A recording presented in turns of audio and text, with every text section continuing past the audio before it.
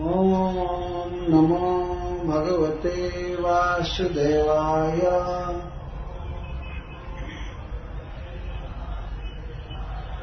ॐ नमो भगवते वासुदेवाय।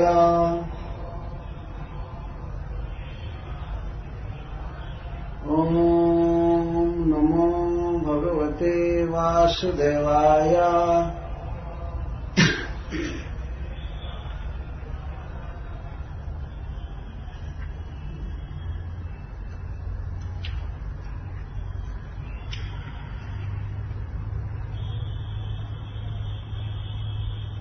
अजानता ते परमानुभावम्।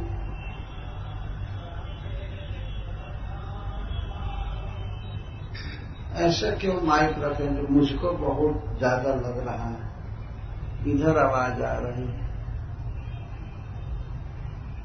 ऐसे रखिए कि शांत आवाज रहे। अजानता ते परमानुभावम्। कृतं मयाघं भवतः प्रियाणाम्। विधेहि तस्यापचितिं विधातः।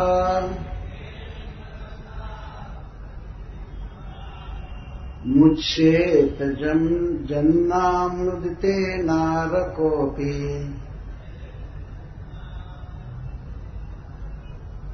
श्री भगवान उवाच।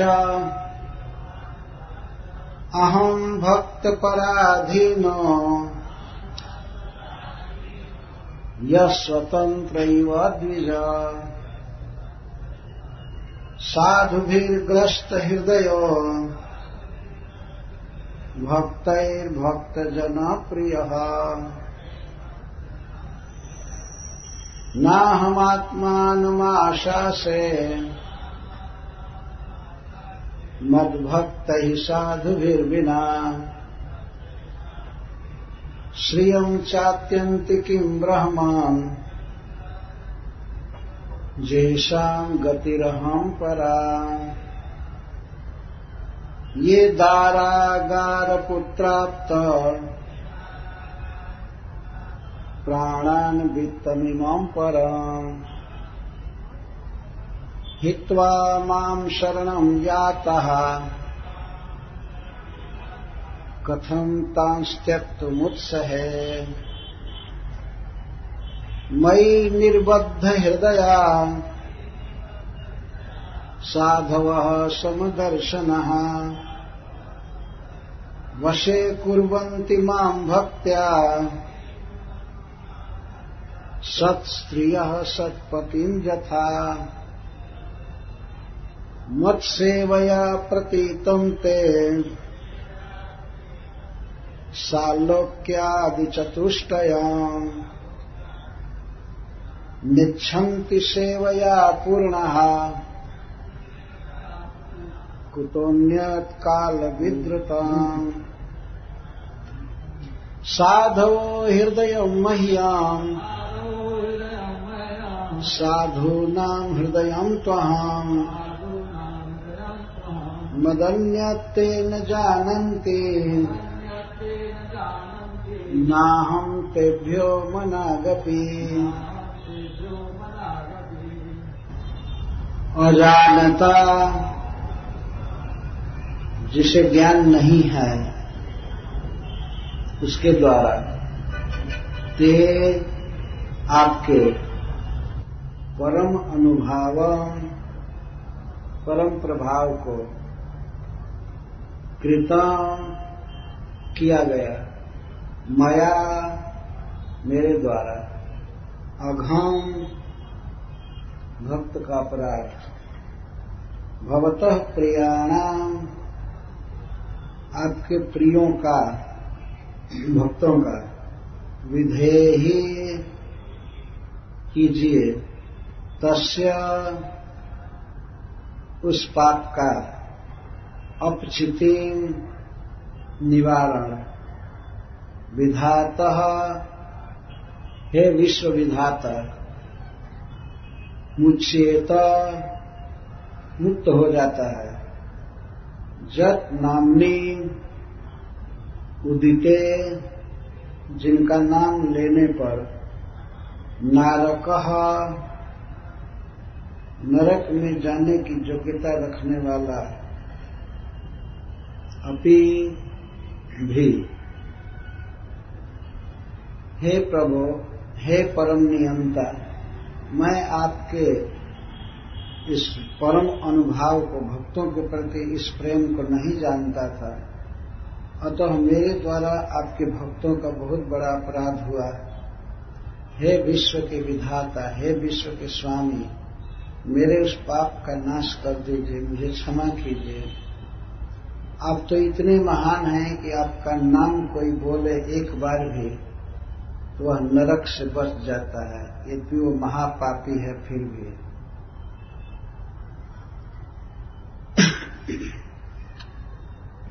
श्री दुर्वासा जी सुदर्शन चक्र के ताप से तप्त होकर भगवान शिव के कहने से वैकुंठ गए। भगवान शिव ने कहा कि आप और कहीं मत जाओ, जिनका यह दुसह चक्र है उन्हीं भगवान की शरण में जाओ, भगवान हरि तुम्हारा मंगल करेंगे। तब दुर्वासा जी वैकुंठ पहुंचे। उस समय वे वहां भी चक्र के दाह से बहुत दुखी थे। उनके शरीर कांप रहे थे, शरीर में चारों तरफ फोड़े पड़ गए थे, खून बह रहा था। चरण में गिर करके और बोले, हे अच्युत, हे अनंत, हे सज्जनों के प्रिय, हे प्रभु, हे विश्व का पालन करने वाले, मैं आपका बहुत बड़ा अपराध किया हूं, आप मेरी रक्षा कीजिए, मुझे क्षमा कीजिए। मैंने जो अपराध किया है इस कारण से कर बैठा, मुझे आपके इस अनुभाव का पता नहीं। अनुभाव का अर्थ होता है भक्तों के प्रति जो भगवान का व्यवहार है, उनकी जो भावना है वो है अनुभाव। तो मुझे पता नहीं था कि आप अपने भक्त से इतना स्नेह करते हैं। यदि मुझे ये पता होता तो मैं आपके भक्त का कभी अपराध नहीं करता। तो मुझसे भूल में अपराध हो गया है और अम्बरीश का वध मैंने करना चाहा कृत्या उत्पन्न करके, तो इस तरह से आपके समस्त भक्तों का मैंने अपराध किया है। पर फिर भी हे कृपा सिंधु, आप मेरे अपराध को क्षमा कीजिए। आपका नाम लेने पर नारक जीव भी मुक्त हो जाता है। नारक का अर्थ होता है नरक जाने योग्य। जो बहुत बड़ा पापी होता है वही नरक जाता है।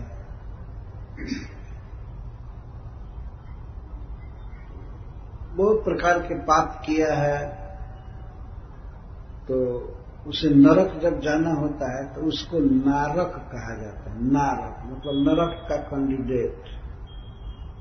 पर ऐसा पापी व्यक्ति भी यदि एक बार आपके नाम का उच्चारण करे तो वह नरक जाने से बच जाता है। मुच्येत जन नामनी उदिते नारकः अपि, नरक जाने से बच जाता है। तो हे प्रभु, आपके नाम की ऐसी दिव्य महिमा है। मैं अनेक बार आपके नाम का कीर्तन कर रहा हूं, आपका नाम ले रहा हूं और आगे भी आपका नाम लेता रहूंगा। मुझे माफ कर दीजिए, मुझे जीवन दान दीजिए। इस तरह से छटपटा रहे थे दुर्वासा जी और भगवान से रो रो करके प्रार्थना कर रहे थे जीने के लिए, सुदर्शन चक्र की ज्वाला से बचने के लिए। तब भगवान बोले, श्री भगवान वाचो, श्री भगवान बोले।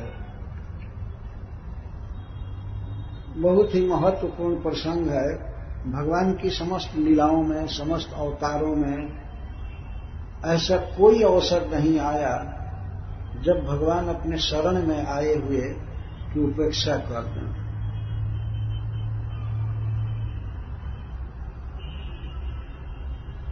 कई बार संत महात्मा ऐसी बात कहा करते हैं कि भगवान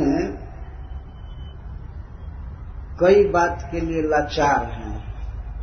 वो साहित्यिक भाषा में कहते हैं कई बात के लिए लाचार है। लाचार ये है कि अगर भगवान कभी गरीब होना चाहें तो हो ही नहीं सकते हैं। उनका स्वभाव है। लक्ष्मी जी उनकी पत्नी है। अच्छा, भगवान अपने शरण में आए हुए को भगा नहीं सकते हैं। ये उनके बस के बाहर की चीज है। कभी उन्हें भगाने की शक्ति नहीं। और भगवान कभी ये सोचे कि हमारा ज्ञान खत्म हो जाए, हम चित्तमय न रहे, चिन्मय न रहे, तो ऐसा हो ही नहीं सकता है। उसको और काव्य की भाषा में लोग कहा करते हैं कि जैसे सरस्वती जी बहुत प्रयास करके भी मूर्खता देवी से भेंट नहीं कर सकती, भेंट हुई ही नहीं आज तक। मूर्खता देवी कैसी होती है, इसको सरस्वती जी प्रयास करके भी नहीं पा सकती। और लक्ष्मी जी दरिद्रता देवी से कभी भेंट नहीं कर सकती, संभव ही नहीं है। और सूर्य भगवान रात से कभी भेंट नहीं कर सकते। जहां जाएंगे वहां दिन हो जाएगा, तो जानते ही नहीं है सूर्य भगवान की रात कैसी होती है। सरस्वती जी को कुछ पता नहीं है कि मूर्खता क्या चीज है, और लक्ष्मी जी को दरिद्रता का पता नहीं, और गंगा जी को कभी पता नहीं चलता है कि पाप क्या चीज है, क्योंकि उनका नाम लेने से ही पाप जब दूर हो जाते हैं, तो वो कहां से भेंट करेंगे। तो इसी तरह से भगवान किसी किसी बात के लिए लाचार हैं कि वे शरण में आए हुए की उपेक्षा नहीं कर सकते। परंतु यह प्रथम बार भगवान के लीला के विपरीत देखा गया कि भगवान अपने शरण में आए हुए को दुत्कार रहे हैं, नहीं रखे, दुर्वासा को शरण में नहीं रखे। जब दुर्वासा जी उनसे प्रार्थना किए कि आप हमारी रक्षा कीजिए, हमारा अपराध नष्ट कीजिए, आपका नाम लेने पर व्यक्ति नरक से बच जाता है, जन्म मरण से मुक्त हो जाता है,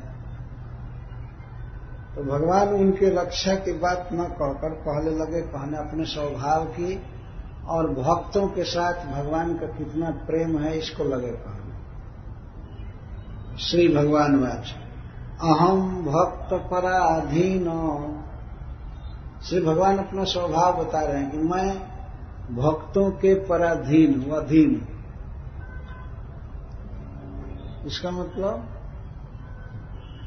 भक्तों के अधीन हूं, इसका मतलब कि जितने भी संसार में भक्त हैं वे कभी भी नहीं चाहेंगे कि आपको शरण में मैं रखूं, क्योंकि आपने अम्बरीश महाराज का अपराध किया।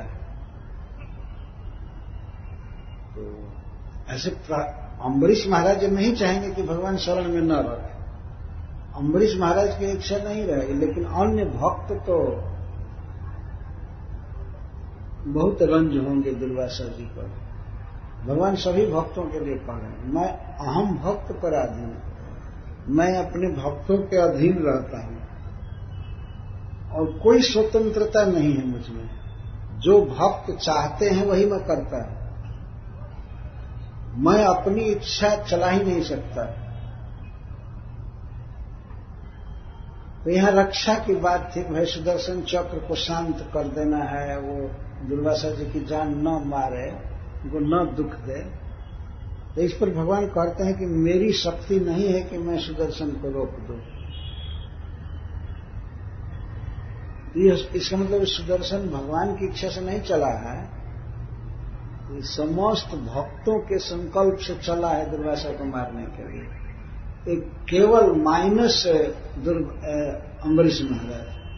अम्बरीश महाराज को छोड़कर सारे भक्तों की इच्छा हो गई कि इस ब्राह्मण को दंड दिया जाए। यह इस समय असुर हो चुका है, जो भक्त का वध करना चाहता है।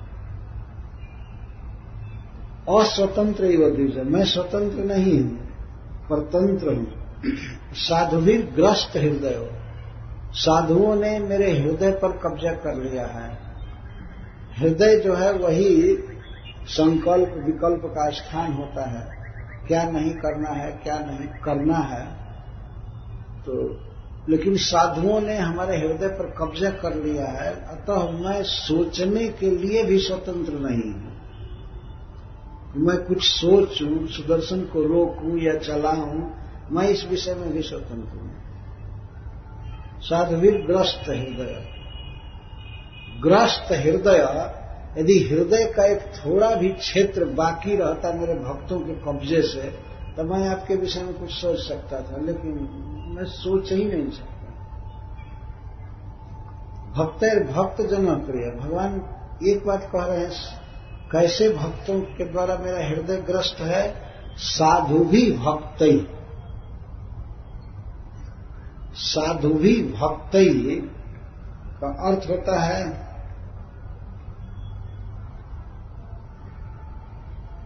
सदाचारी भक्त, नामधारी भक्त नहीं। वास्तव में जो सब नियमों का पालन करता है, वास्तविक भक्ति करता है, जिसके जीवन में सदाचार है, पाप, दुराचार, कपट, हिंसा ये सब नहीं है, वो है साधु भक्त। साधु भी, भक्त ही का विशेषण है साधु भी। जो साधु भक्त हैं, सदाचार परायण हैं, मुझसे प्रेम करते हैं, ऐसे साधुओं के द्वारा मेरा हृदय ग्रस्त है। और मैं हूं भक्त जन प्रिय। भक्त जनों का मैं प्रिय हूं और भक्त मेरे प्रिय हैं। हम भक्तन के भक्त हमारे। मैं भक्तों का हूं और भक्त हमारे हैं। भक्त जन प्रिय का अर्थ एक और भी है कि भक्तों के जो जन हैं वे हमारे प्रिय हैं, या उनका मैं प्रिय हूं। भक्त जन प्रिय। भक्त तो प्रिय हैं ही भगवान के। भक्तों के जो जन हैं, भक्त का पुत्र है, भक्त का भाई है, भक्त के पिता है, भक्त की पत्नी है, वो भी हमारे बड़े प्रिय हैं। अहम भक्त जन प्रिय। वास्तव में यह भगवान का स्वभाव है। भगवान को भक्त इतने प्रिय हैं कि उनके बिना वे रहते नहीं हैं। सर्वत्र उनकी लीला में देखा गया है, कोई न कोई भक्त उनके साथ रहते हैं, तभी भगवान आनंद में रहते हैं, नहीं तो भगवान भी फीका लगेंगे। भगवान श्री कृष्ण खास करके या तो यशोदा जी के साथ हैं, या सखाओं के साथ, गौ के साथ, या श्री राधा रानी के साथ, या अन्य गोपियों के साथ, तभी वे अच्छा लगते हैं। तो अकेले भगवान भी अच्छा नहीं लगते, है ना। अकेले भगवान करेंगे क्या? ध्यान लगाएंगे, क्या करेंगे? उनको कोई पानी देने वाला नहीं रहेगा। इसीलिए मूर्खों के लिए भगवान निराकार रहते हैं, क्योंकि सेवा करेंगे ही नहीं। सेवा नहीं करेंगे तो भगवान अपने उसी स्वरूप को उनके सामने दिखाते हैं। ठीक है, आलसी नंबर 1 सेवा नहीं करना चाहता, तो भगवान उसको अपने निराकार कंसेप्शन से बांधे रहते हैं, पागल बनाए रहते हैं, ऐसे ही रहो। लेकिन वास्तव में जो भगवान के भक्त हैं, उनके लिए तो भगवान अपने सुंदर से विग्रह को प्रकट करते हैं, सेवा का अवसर देते हैं। भक्तों को ये भी अवसर देते हैं, भगवान को खिलाते हैं, झूला झूलाते हैं, गीत गाते हैं, कई प्रकार से उनका रंजन करते हैं। भक्त जन प्रिय। भक्त के जन, भक्त के आदमी भगवान को बहुत प्रिय हैं, और भक्तों के जो जन हैं वे भी भगवान से प्रेम करते हैं। भक्त जन। इस पर श्रील प्रभुपाद जी कहते हैं कि देखिए, ब्रह्मा जी, शिव जी सभी भगवान के अधीन हैं, सारे इंद्रादि लोकपाल सब श्री कृष्ण के दास हैं, परंतु ऐसे प्रभु अपने भक्तों के दास हैं। अधीन है। और भक्त जन प्रिय पर वे परपोर्ट लिखते हैं कि यह है दासानुदास की भावना। भक्त का डायरेक्ट दास न बन करके भक्तों के दास का दास बनना चाहिए। भक्त जन प्रिय, इसी को भगवान चैतन्य महाप्रभु ने सिखाया। एक बार अद्वैताचार्य ने उनसे पूछा, कोशी आख्यायी, आप बताइए आप कौन हैं? जिस दिन भगवान श्री चैतन्य महाप्रभु अष्ट प्रहरिया भाव को व्यक्त किए थे,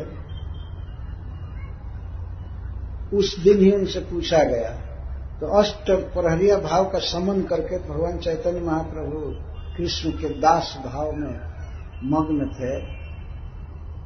तो अद्वैताचार्य ने पूछा कि आप कौन हैं, आप अपना परिचय दीजिए। तो भगवान श्री चैतन्य महाप्रभु अपना परिचय देते हैं, नाहम विप्रो न च नरपति नापि वैश्यो न शूद्रो। और उसके पहले क्या है? हाँ, उसका अर्थ यह है कि मैं गृहस्थ नहीं हूं, मैं ब्रह्मचारी नहीं हूं, मैं वानप्रस्थी नहीं हूं, मैं सन्यासी नहीं हूं, और मैं ब्राह्मण नहीं हूं, मैं क्षत्रिय नहीं हूं, वैश्य नहीं हूं, शूद्र नहीं हूं। अब है क्या? तो जीव वास्तव में है क्या, इसी का परिचय देते हुए भगवान चैतन्य महाप्रभु अपने विषय में कहते हैं कि मैं गोपी भर्तु पद कमलयोर दास दासा अनुभाव, जो समस्त सौंदर्य के निधान हैं और गोपी जनों के प्रिय हैं, उनके दासों के दासों का अनुदास मैं हूं, दासानुदास। सर्वत्र वैष्णव लोगों का यही बिहेवियर है, अपने को दास ही लिखते हैं, कहते भी हैं, दास लिखते भी हैं। कोई व्यक्ति किसी को पत्र लिखता है तो बाद में यही लिखता, योर सर्वेंट दिस, आपके दास। भले पत्र में गाली दिया हो लेकिन योर सर्वेंट, ठीक ऐसे ही करते। क्योंकि स्वरूप है, वो दास है, तो अंत में तो लिखेगा ही आपका दास। कभी कभी कोई लिखते हैं दासानुदास। यह परंपरा, हम लोग भगवान के दासानुदास हैं, दासों के अनुदास, इसी में सौभाग्य। डायरेक्ट दास भगवान के तो वेदव्यास देव हैं, नारद जी हैं, या सुखदेव गोस्वामी, या अन्य बड़े बड़े लोग भगवान के डायरेक्ट दास हैं।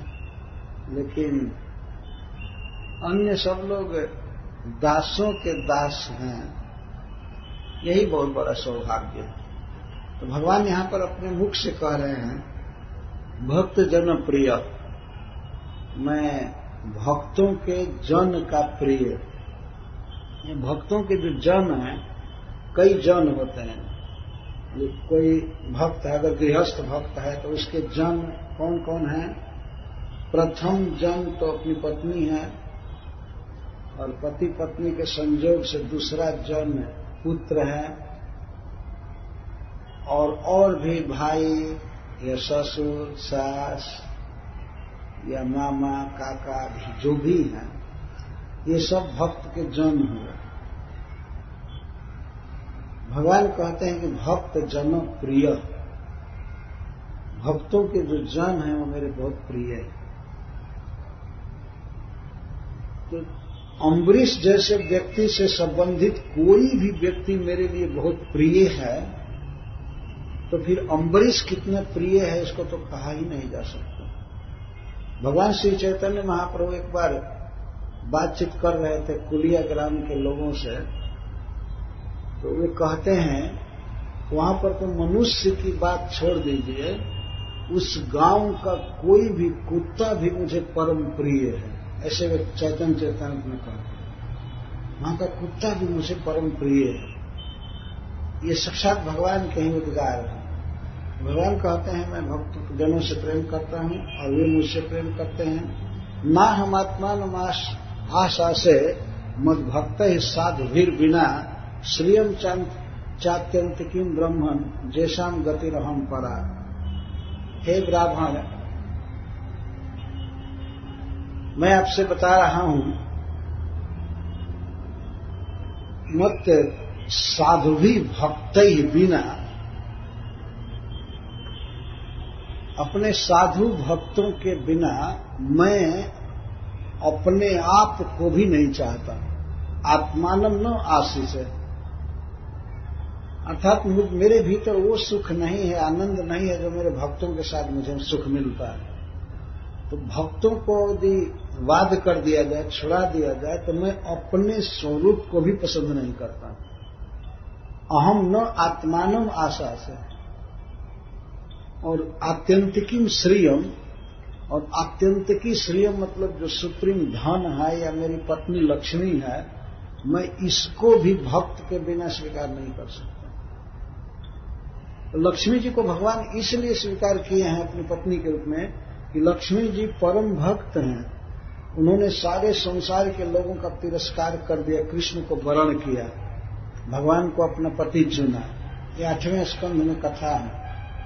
सबको छोड़ दिया, तीनों काल में उत्पन्न जितने भी देवता, दैत्य, मनुष्य एक से एक प्रभावशाली हुए या होंगे, हो रहे हैं, सब पर लक्ष्मी जी की दृष्टि डाल पड़ी और सबको उन्होंने गुणहीन सिद्ध किया, सब किसी काम के नहीं है। भगवान नारायण ही हमारे योग्य है। तो इस प्रकार उन्होंने सबका तिरस्कार करके और भगवान का वर्ण किया, तो भगवान भी उनसे प्रेम किया और अपने वक्षस्थल पर स्थान दिए श्री लक्ष्मी जी को। तो लक्ष्मी जी को अपनी पत्नी बनाए हैं उनके भक्ति के कारण, इसके लिए नहीं कि लक्ष्मी जी बहुत धनी हैं या वे पूरा वित्त मंत्री हैं इसलिए, ऐसा नहीं। ठीक है, वो धन के अधिकारी नहीं है, वो अपनी जगह पर है। भगवान तो अनंत कोटि धन के अधिकारी अपने आप ही हैं, लेकिन लक्ष्मी जी उनकी भक्त हैं, उनकी सेविका हैं, इसलिए भगवान उनको स्वीकार किए।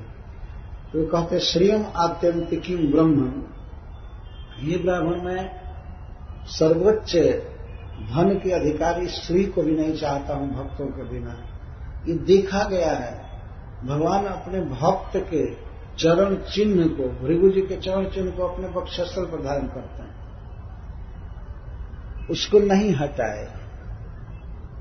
जबकि ये भक्त भगवान को जाकर लात मारे थे वैकुंठ, भृगु जी जाकर के लात मारे भगवान के छाती में, और भगवान उसको आज तक धारण करते हैं, भक्त से इतना प्रेम करते हैं।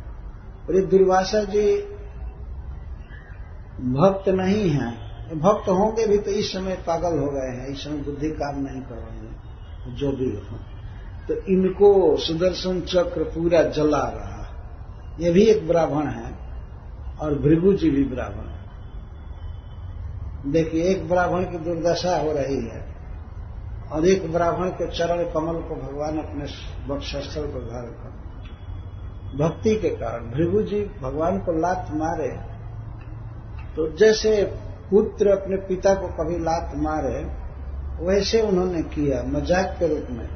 भगवान की कीर्ति को संसार में प्रसिद्ध करने के लिए भृगु जी ने लात मारा। वो दिखाना चाहते थे कि देखो देखो भगवान कैसे। ऐसी कथा है कि एक बार सरस्वती नदी के तट पर ऋषि लोग यज्ञ कर रहे थे, तो उनमें एक बात के लिए थोड़ा विचार होने लगा कि तीनों देवताओं में सबसे श्रेष्ठ कौन है, उसी की पूजा होगी। तो इसके लिए भृगु जी को नियुक्त किया गया कि आप तीनों की परीक्षा लेकर के आइए। तीनों की परीक्षा लेनी, किस चीज की परीक्षा लेनी है?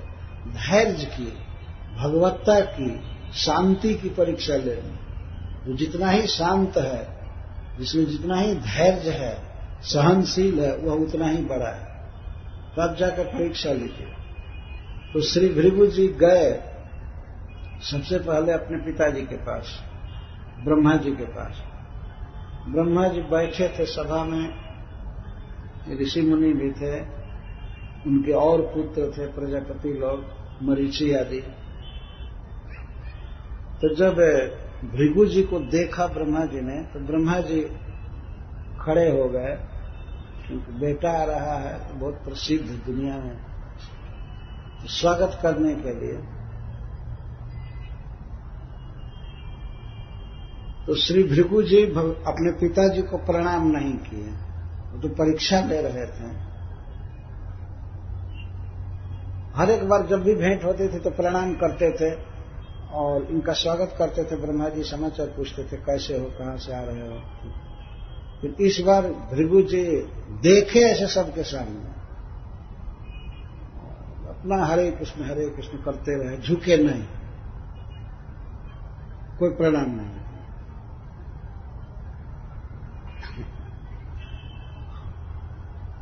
कभी कभी लोग ऐसे भक्त लोग करते हैं, किसी का तिरस्कार करना होता है, पहले से ज्यादा ही उच्चारण करते हैं और ध्यान में हरे कृष्ण कृष्ण कृष्ण हरे राम हरे। ब्रह्मा जी देखे कि इसको क्या हो गया, प्रत्येक बार प्रणाम करता था और ये ऐसा कैसे होगा, इस बार प्रणाम नहीं कर रहा। ब्रह्मा जी को बहुत क्रोध आया, लेकिन बाद में उन्होंने सोचा कि आखिर मैं इसको डांटूंगा तो सब लोग कहेंगे आपकी गलती है, आपने अपने बेटा को ट्रेनिंग ही नहीं दिया था ठीक से। ये सोच करके अब क्रोध को पी करके रह गए, कुछ बोले नहीं, क्रोध आ गया। और भृगु जी समझ गए सब कुछ, ये पिताजी फेल हो गए, ये पास नहीं हो पाए, क्रोध आ गया। तो वहां से फिर वे चले गए कैलाश, भगवान शिव के पास। भगवान शिव ने देखा कि हमारे भाई आए हैं भृगु जी, तो वे उनसे मिलने के लिए, आलिंगन करने के लिए चले। वहां भी वो सभा में कथा कह रहे थे, तो उठे, मिलने के लिए आए। जब भगवान शिव आ रहे थे मिलने के लिए निकट में, तो भृगु जी कहते, चल हट पिशाच कहीं के, तुम्हारे शरीर से दुर्गंध निकल रही, चलो हटो। आते हो मिलने के लिए, मैं कितना पवित्र ब्राह्मण हूं और तुम श्मशान में रहते हो, चिता की राख लगाते हो, कभी स्नान नहीं करते हो, जटा बढ़ी है, क्या क्या हड्डी का गहना पहनते हो और आते हो भेंट करने के लिए, दूर रहो। और इस तरह का जब अपमान किया भृगु जी ने, और भगवान तो प्रेम से मिलने जा रहे थे, प्रेम से आलिंगन करना चाहते थे, और इस पर जब भृगु जी ने फटकार किया तब उन्हें इतना क्रोध हुआ कि तुरंत त्रिशूल उठा करके अब जान मारने के लिए तैयार हो, एकदम मारने के लिए चल दिए। तब तक पार्वती जी चरणों में गिर करके और मनाने लगे कि छोड़िए, आप ऐसा काम मत कीजिए, अपने घर में इस तरह से हत्या करनी ठीक नहीं, ये काम मत कीजिए। अरे इतना ही हुआ ना, कुछ बोल दिए, कुछ इनके मन में आया, लेकिन ऐसा मत कीजिए। चरण पकड़ लो, अब हाफते हुए किसी तरह त्रिशूल को रखे, कुछ देर के बाद शांत हुए। भृगु जी ले लिए परीक्षा, कितने पानी में हैं ये सब देख लिए। जिसको थोड़ा सा एक वचन बोल दिया जाए और उसी पर वो क्रोधित हो जाए, तो भगवान कैसे हो सकता है?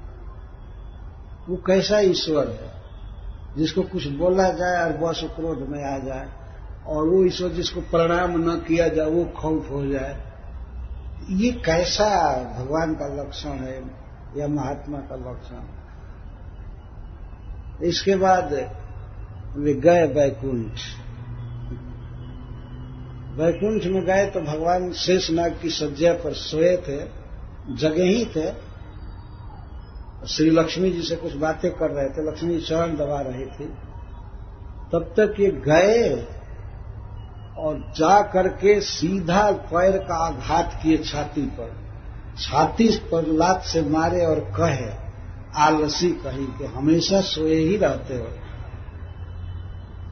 जब देखो तब कारणोदक साई, गर्भोदक साई, क्षीरोदक साई, ये सोना ही काम है। इतना कहकर लात मारे तो भगवान झटपट उठ गए और उठ करके इनको आसन पर बैठाए और भगवान नीचे बैठ गए और भृगु जी के चरण कमल को लेकर के अपने कर कमल में सहलाने लगे कि मेरी छाती बहुत कठोर, मेरा वक्षस्थल बहुत कठिन है, आपके चरण कमल में चोट लगी होगी। वो भगवान सहलाने लगे, चरण दबाने लगे और भृगु जी अब बैठ करके आसन पर लगे रोने, पिघल गए भगवान का स्वभाव देख करके। अरे इसको भगवान कहते हैं ना, जिसको कोई अपेक्षा नहीं है कि हमको मान मिले, हमको प्रणाम मिले, हमारा आदर किया जाए, हमारी स्तुति की जाए, अपने आप में जो पूर्ण हैं उनको किसी की कोई अपेक्षा नहीं है। दुनिया मान देगी तब कृष्ण बड़े हैं या विष्णु बड़े हैं, नहीं, अपने आप में पूर्ण है। कभी कोई आकांक्षा नहीं है भगवान को और न तो कोई क्रोध है, कोई काम क्रोध कुछ नहीं, भगवान पूर्ण है। तो भृगु जी कुछ देर तक रुके रहे और फिर भगवान से विदा लेकर के उस सरस्वती नदी की सभा में आए और वहां आकर के उन्होंने जैसे जैसे घटना घटी थी सुना दिया। तब सभी ऋषियों ने एक मत से मान लिया कि वास्तविक ईश्वर हैं श्री विष्णु, इसमें कोई विवाद नहीं है, निश्चय हो गया। पर फिर भी आजकल के मूर्खों के लिए यह अभी निर्णय का विषय ही बना रह गया कि अब आज निर्णय कर कौन भगवान है, ये भगवान, ठीक है, तुम जिसकी पूजा करो वही भगवान। बस कुछ लोग तो ऐसा निर्णय देते हैं और उनको क्या माना जाता है, ये उदारवादी हैं, बहुत उदारवादी, मूर्खवादी हैं कि उदारवादी। ये सोचना चाहिए, जब ऑलरेडी ऋषियों ने निर्णय कर दिया प्रत्यक्ष घटना के द्वारा, भृगु जी जिसमें प्रमाण है, तो फिर सबको एक समान कह देना यह कोई बुद्धिमानी नहीं है। कोई सुनने में अच्छा लगता है, हाँ भाई जिसको मानते हो वही देव है, वही भगवान है, ये है वो। कोई कैसे भगवान हो जाए? जिसको प्रणाम नहीं करने से जान मारने के लिए तैयार हो जाए जब वो अगर शिव जी को लात मार दिए होते भृगु जी, तब तो उसके बाद वो आते नहीं। सारे टीवी में, न्यूज़पेपर में, BBC लंदन में भी यही होता है कि भृगु जी गए दुनिया से, है ना। अगर शिव जी को लात मारे होते तो फिर उनके मरने के अलावा दूसरा रिपोर्ट नहीं छपता कहीं। ठीक है, ये हैं बड़े देश ईश्वर हैं, अरे देवता हैं और विश्व के ईश्वर हैं, परंतु विष्णु तो परम ब्रह्म हैं, परमात्मा हैं, जगदीश्वर है, उनके अधीन सब लोग हैं। अभी अभी आप लोगों ने सुना ना, शिव जी ने साफ कहा कि हम लोग कुछ भी नहीं कर सकते हैं, तुमने भगवान के भक्त के साथ द्रोह किया है, उनको मारना चाहा, तुम भगवान की शरण में जाओ, वो प्रभु कोई न कोई उपाय निकाल देंगे, लेकिन और कोई नहीं सहारा देगा। अगर ये लोग रखे होते दुर्वासा जी को तो चक्र फिर कैलाश को ही जलाकर भस्म कर दिया होता, फिर शिव लोक समाप्त हो गया होता, ब्रह्म लोक समाप्त हो गया। किसी का पावर नहीं था कि सुदर्शन चक्र को रोक दे। ये भगवान का चक्र है, श्री विष्णु का। श्री विष्णु ही परम ईश्वर हैं। तो ठीक है, आदर के लिए आप किसी को भी कहिए भगवान या आदर दिए, पूजा कीजिए, लेकिन कंसेप्शन तो क्लियर होना चाहिए कि श्री कृष्ण या विष्णु परम ईश्वर है। ईश्वर परम कृष्ण सच्चिदानंद विग्रह।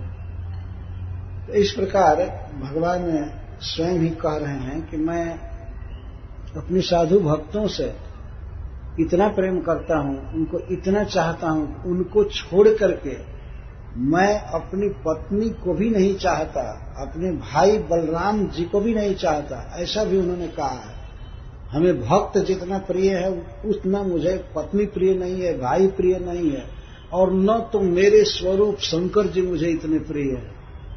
कई बार भगवान ने कहा है। एक प्रकार से भगवान शिव में और भगवान विष्णु में भेद नहीं है। भगवान शिव को बारंबार भगवान ऐसा कहते हैं कि वो मेरे स्वरूप है, लेकिन वे भी मुझे उतने प्रिय नहीं हैं, वैष्णवता के दृष्टि से नहीं, स्वरूप की दृष्टि से।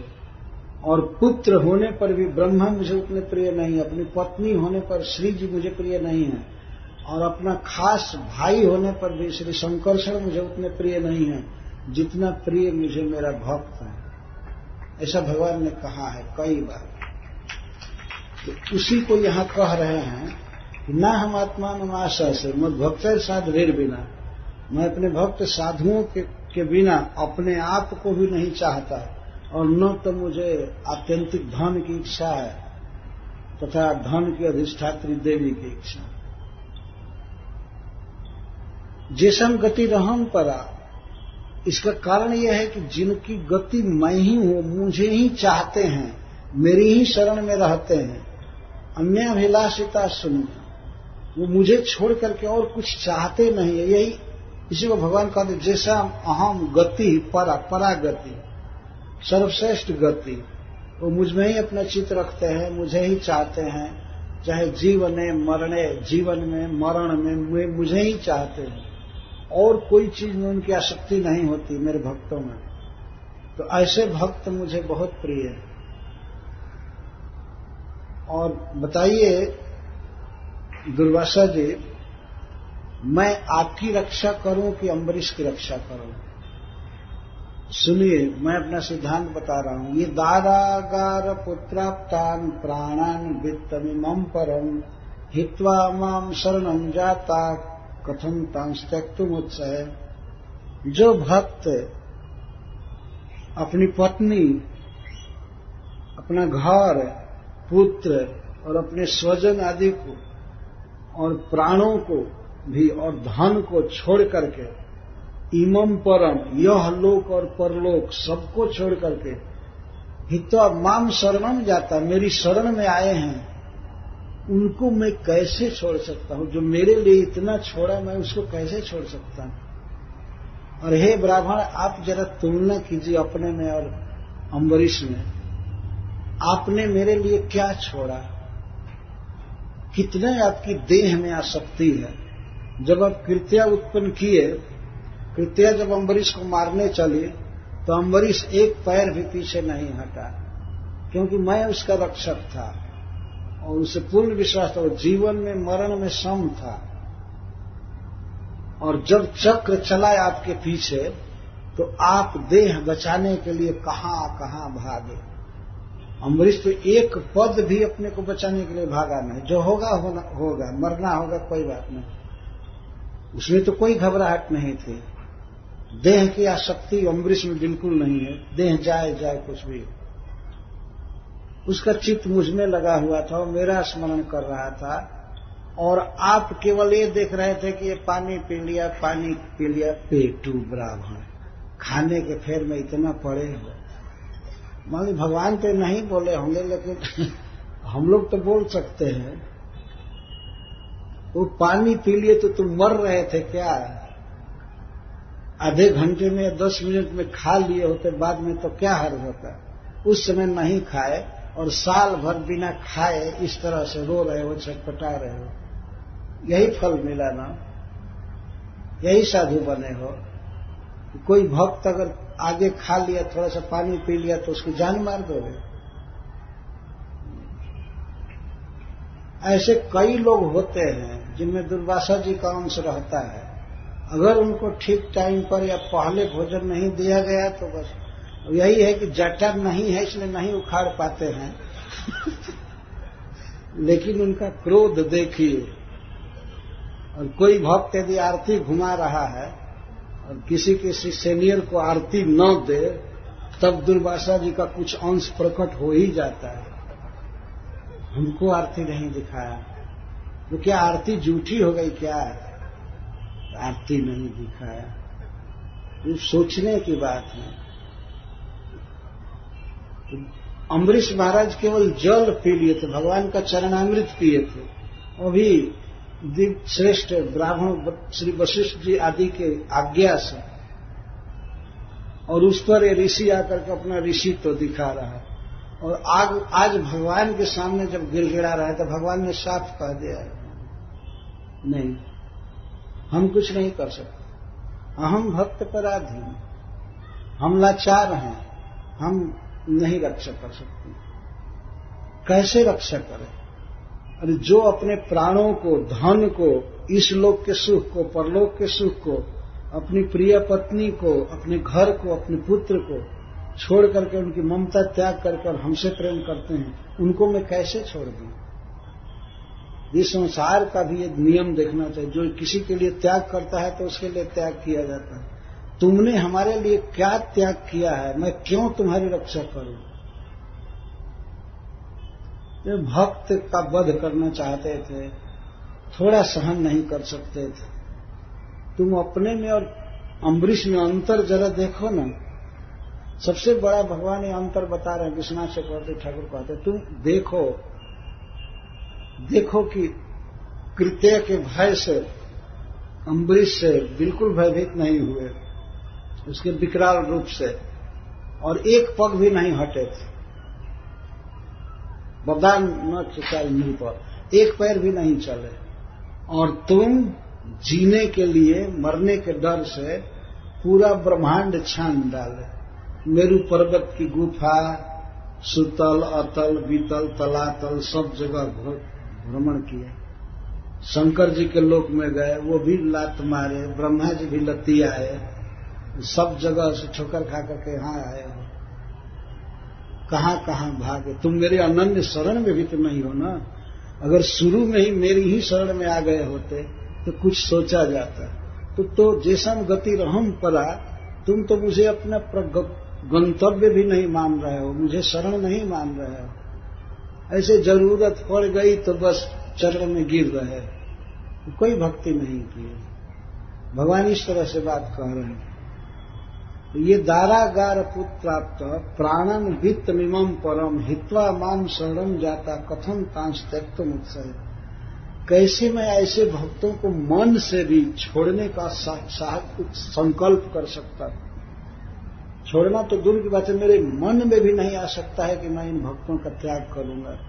जो मेरे लिए सब कुछ छोड़ा तो मैं उसको कैसे छोड़ सकता हूं? ये भगवान का स्वभाव है। भगवान को सब कुछ ध्यान में रहता है कि कौन भक्त मेरे लिए कितना त्याग किया है। तो इतने कृतज्ञ हैं कि किसी ने एक तुलसी का पत्ता भी कृष्ण को अर्पित किया है तो भगवान को बात याद रहती है, और उस तुलसी के पत्ता का बदला वे अपने अनुसार देते हैं। जैसे सुदामा जी को उन्होंने दिया, सुदामा जी उनको 3-4 मुट्ठी चिवड़ा दिए, चावल दिए।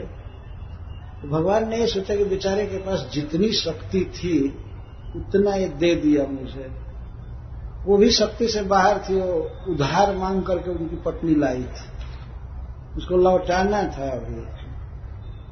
लेकिन भगवान उस 3-4 मुट्ठी चिवड़े को छीन लिए, गठरी को, और फर्श पर फैल गया, और फर्श पर फैले हुए चावल को भगवान इकट्ठा करके लगे खाने। ये भी नहीं चिंता किए कि इसको पहले फ्राई करना चाहिए घी में, या माखन के साथ खाना चाहिए, कि कुछ कर लेना चाहिए। इसीलिए लक्ष्मी जी रोकी, रुक्मिणी जी। जब भगवान ऐसे ही रूखा सूखा चिवड़ा खा रहे थे तो रुक्मिणी जी ने हाथ पकड़ लिया, नहीं नहीं ये मत खाइए, आपका मसूड़ा कट जाएगा, अब कुछ हो जाएगा, इतना कोमल मुख है और ये सूखा चिवड़ा चबा रहे। तो भगवान चबाते हुए कहते हैं कि रुक्मिणी, मैं बहुत जगह खाया हूं, बहुत बहुत स्थान में, भक्त लोग मंदिरों में मुझे रोज भोग लगाते हैं, वैकुंठ में भोग लगता है, और स्थान स्थान पर मैं खाया। तुम्हारे जैसे कितनी औरतें हैं, कितनी पत्नियां हैं, उनके घर भी खाया, ससुराल में खाया, और सब जगह खाया, लेकिन इस चावल में जो मिठास है वो मुझे कहीं नहीं मिला। ये चावल चबाते हुए भगवान बोल दिए। और क्या दिए? सुदामा जी को एक दूसरे द्वारका ही दे दिए, बिना मांगे। वो मांगे नहीं, और भगवान ने सामने नहीं दिए। इस पर एक प्रश्न होता है कि भगवान क्यों नहीं बताए सुदामा जी को कि मैं आपके घर का पूरा कंस्ट्रक्शन करवा दिया रातों रात, विश्वकर्मा जी आए बना करके चले, आप जाइए वहां रहिए। भगवान क्यों नहीं कहे? भगवान सोच रहे थे, वो लज्जा में पड़े हुए थे कि सुदामा के पास जितनी शक्ति थी इसने हमको दे दिया, लेकिन हमारी जितनी शक्ति है उतना तो मैं नहीं दे पाया, इसलिए वो लज्जा के मारे बोले नहीं, चुपचाप जाने दिए। ठीक है, वहां भगवान को लज्जा आ रही थी। भगवान ये अनुभव कर रहे थे कि मैंने इसको कुछ नहीं दिया। ये भगवान का स्वभाव है। यहां पर अपने मुख से कह रहे हैं कि जो भक्त मेरे लिए पत्नी, पुत्र, घर द्वार, भाई, बंधु, इस लोक परलोक सबको छोड़ा, उसको मैं कैसे छोड़ सकता हूं? यह बात इस सिद्धांत की प्रेरणा देती है कि भगवान के लिए त्याग करना चाहिए। इसमें वित्तम शब्द भी है और इमम परम, इमम का अर्थ यह लोक और परम का अर्थ परलोक का। जिस भक्त को ये चिंता नहीं होती कि हम परलोक में कहाँ जन्म लेंगे, कैसे जिएंगे, कैसे खाएंगे, नरक में जाएंगे कि स्वर्ग में जाएंगे, कोई चिंता नहीं है, जो केवल मुझे प्रसन्न करना चाहता है और जो जीवन में इतने प्रिय विषय हैं, पत्नी, पुत्र और अपने स्वजन आदि इतने प्रिय हैं, पर उनकी ममता भी छोड़ देता है। हित्वा माम शरणम जाता है, कथम तंस त्यक्त मुझसे, कैसे मैं उनको छोड़ सकता हूं?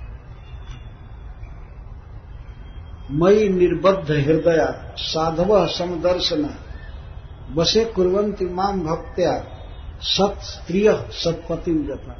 भगवान एक दृष्टांत के द्वारा समझा रहे हैं दुर्वासा जी को। साधुओं का, भक्तों का हृदय मुझमें बंधा रहता है। मयि निर्बद्ध हृदय, मुझमें ही अपने हृदय को बांधे रहते हैं, मतलब मुझे ही चाहते हैं, मेरा ही चिंतन करते हैं, मेरे अतिरिक्त उनको अपना देह आदि कुछ भी प्रिय नहीं होता है। निर्बद्ध मतलब नितराम बद्ध, भगवान में ही उनका चित्त बंधा रहता है। साधु समदर्शन, और वो समदर्शी होते हैं। भक्तों का एक गुण है कि समदर्शी होते हैं, उनमें यह अपना मित्र है, अपना शत्रु है, या हमें सुखी होना है, दूसरा दुखी रहे, इस प्रकार की विषमता कभी नहीं आती। सम रहते, सबके सुख दुख की चिंता करते हैं। वो जानते हैं कि जो मेरा सुख है वही दूसरे का सुख है, और मुझको जिस बात से दुख होता है उससे दूसरों को भी दुख होता है। वो इस बात को समझता है तो वो सबको सुखी करना चाहता है, सबके दुख को समाप्त करना चाहता है। इसको समता कहते हैं। गोस्वामी तुलसीदास जी एक दोहा में साधु का वर्णन करते हैं, तो कहते हैं कि बंदव संत समान चित, हित अनहित नहीं को, अंजलि गत शुभ सुमन जिमी सम सुगंध कर दो। तुलसीदास जी कहते हैं कि मैं संतों की वंदना करता हूं, भक्तों की, जिनका सम स्वभाव होता है। जिस प्रकार किसी के अंजलि में सुगंधित फूल दिया जाए तो वह फूल दोनों हाथ को सुगंध समान देता है। बाएं हाथ से घृणा नहीं करता है कि अरे इससे तो मल मूत्र धोया जाता है, इस हाथ में सुगंध नहीं देना चाहिए। दाहिने हाथ से भगवान की पूजा करते हैं, इसलिए इसी हाथ में सुगंध देना चाहिए। फूल ये विषमता नहीं करता। अंजलि गत शुभ सुमन जिनी, अंजलि में दिए हुए सुंदर सुगंधित फूल दोनों हाथ को सुगंध देते हैं। उनकी दृष्टि में दाएं बाएं का भेद नहीं होता।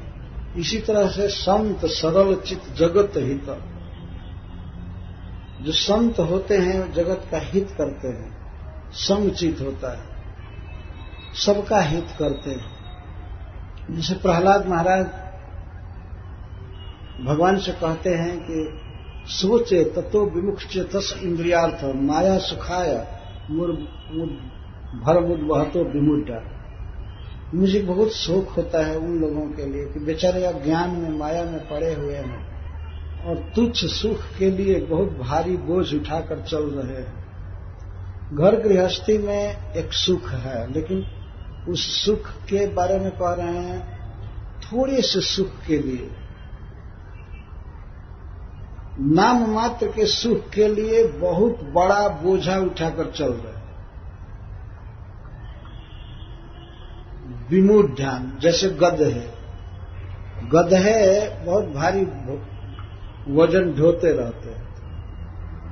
कभी कभी कपड़े का गट्ठा ढो करके चलते हैं, कभी कभी चंदन का भी बोझ उठाकर चलते हैं, लकड़ी का या बासमती राइस का। केवल बोझा ढोते हैं, उनको सुख मिलता नहीं है। गधे कितना भी बासमती राइस ढोवे, लेकिन उनको पाव भर राइस का भी भात नहीं मिलता जो दूसरे लोग खाते हैं। और कपड़े का कितने कितने ढोते हैं, गंदे या साफ कपड़े, लेकिन उनको पहनने के लिए अंडरवियर भी नहीं मिलता है ना। गृहस्थों की यही हालत है। इतना भारी बोझ उठाए हैं, घर गृहस्थी चला रहे हैं, लेकिन वो सुख से नहीं रहते हैं। वो सब दूसरे लोग सारा धन ले लेते हैं, खाते हैं, पीते हैं, ये बेचारे केवल टेंशन में और चिंता में लगे रहते और खूब परिश्रम करते हैं। प्रहलाद महाराज जी बात करते हैं, भरम उद्बहत, भार ढोते रहते हैं। तो मैं इनके लिए शोक कर रहा हूं। प्रहलाद महाराज कहते हैं क्या करूं, हमारा अपना कोई दुख नहीं है। मेरा दुख ये है कि ये सब आपको भूले हुए हैं, आपका भजन नहीं करते, जप नहीं करते, प्रणाम नहीं करते। मैं इसके लिए चिंतित हूं, बेचारे इनका क्या होगा। तो भगवान ने कहा कि क्यों इनकी चिंता करते हो। दूसरे लोगों को उपदेश करेंगे ना, तत्वज्ञ लोग, ऋषि मुनि हैं बड़े बड़े, वो लोग उपदेश करेंगे, उनका उद्धार करेंगे। तुम क्यों चिंता करते हो। तो प्रहलाद महाराज कहते हैं सब ऋषि मुनि तो सब एकांत में चले जाते हैं, बोलना भी बंद कर देते हैं, प्रवचन भी नहीं करते हैं और अपने मुक्ति के फेर में रहते, केवल स्व विमुक्ति कामा, अपने को मुक्त करने के फेर में रहते हैं और दुनिया में जो पब्लिक की दशा है उस पर विचार नहीं करते। उनका क्या होगा ये कुछ नहीं सोचते हैं। इसीलिए मैं तो इनके लिए चिंतित हूं। तो भगवान ने कहा आप तो क्या करना चाहते हो। तो प्रहलाद जी ने कहा कि आप कृपा करके इन सब लोगों को बिना भजन के ही मुक्त कर दीजिए। हे प्रभु मेरी प्रार्थना, इनको मुक्त कर दीजिए। तो भगवान ने कहा कि ठीक है, एक ब्रह्मांड के जीवों को बिना भक्ति के ही मैं अपने धाम में भेज दूंगा। हो गया ना। तो प्रहलाद महाराज कहे हाँ ठीक, बहुत पूरे एक ब्रह्मांड के जीवों को भगवान ने अपने धाम भेज दिया श्री प्रहलाद महाराज के आग्रह से। शुभ संकल्प का इतना बड़ा प्रभाव होता है। वैसे अनंत कोटि ब्रह्मांड हैं और यदि मान लीजिए किसी व्यक्ति के पास करोड़ों कामधेनु गौए हैं और कहीं कदाचित उस व्यक्ति के घर में एक बकरी मर जाए तो उसे कोई बहुत बड़ी हानि नहीं हुई, क्योंकि करोड़ों कामधेनु गौए भरी पड़ी हैं। और घर में एक शेर मर जाए शेर बकरी को कहते हैं, वो मर जाए तो कोई बहुत बड़ा घाटा नहीं। एक ब्रह्मांड के लोग मुक्त हो गए तो भगवान के ब्रह्मांडों में जन की संख्या कम नहीं हो गई। या उदाहरण दिया जाता है जैसे किसी बहुत बड़े बर्तन में, घर में, हॉल में सरसों के दाने रखे हुए हैं और उसमें से एक दाना गायब हो जाए तो कोई खास कमी नहीं हुई, कुछ भी नहीं हो, पता भी नहीं चलेगा। तो प्रहलाद महाराज के आग्रह से भगवान नरसिंह देव एक ब्रह्मांड के जीवों को मुक्त कर दिए। और जो कुछ भी हो, प्रहलाद महाराज का विचार कितना उन्नत है, इसको कहते हैं समदर्शना। अपने सुख दुख के समान दूसरे के सुख दुख को भी समझना। इसका मतलब है प्रीचिंग करना, प्रीचिंग करना चाहिए। और यदि जरूरत है किसी को और अपने पास है तो कपड़ा देना, जाड़े में दवाई देना, रोग होने पर भूखों को भोजन देना, ये सब समदर्शन है। और सबसे बेस्ट सेवा है और सबसे सस्ती सेवा है, सस्ती मतलब सेवक को कोई खर्च नहीं करना पड़ेगा, वो है भगवान के गुणों का वर्णन करना। कथा कहना, ये सबसे बड़ा प्रीचिंग है। हम इस भागवत सप्ताह को महाप्रीचिंग कहा करते हैं, महाप्रीचिंग। और कथा कहना, गोष्ठी करना, भक्तों को बताना, तो इस तरह से चाहिए कि हम दूसरे का उपकार किया करें। तो साधु समदर्शी होते, समदर्शन, कभी भेदभाव नहीं करते और यह भी भेद नहीं करते कि यह व्यक्ति इस धर्म को मानता है, यह व्यक्ति इस धर्म को मानता है। यहां तक कि वे मनुष्यों में और पशु पक्षी आदि में भी भेद नहीं करते हैं, इस दृष्टि से कि सबके भीतर जीव है, भगवान का अंश, सभी सुखी हों, सभी निरोग हों। जैसे हम लोग सुनते हैं, हमारे वेद में यह बहुत ही उत्कृष्ट और शुभ संकल्प है, इसको प्रायः लोग पढ़ते रहते हैं। सर्वे भवन्तु सुखिनः, सर्वे सन्तु निरामयाः, सर्वे भद्राणि पश्यन्तु, मां कश्चित् दुख भाग भवे।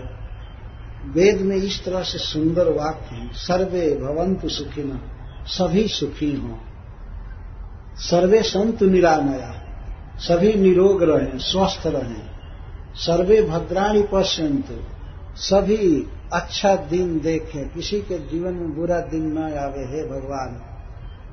और सर्वे भद्राणि पश्यन्तु, मां कश्चित् दुख भाग भवे, कोई भी जीव दुख का भागी न बने, किसी को कोई दुख न हो।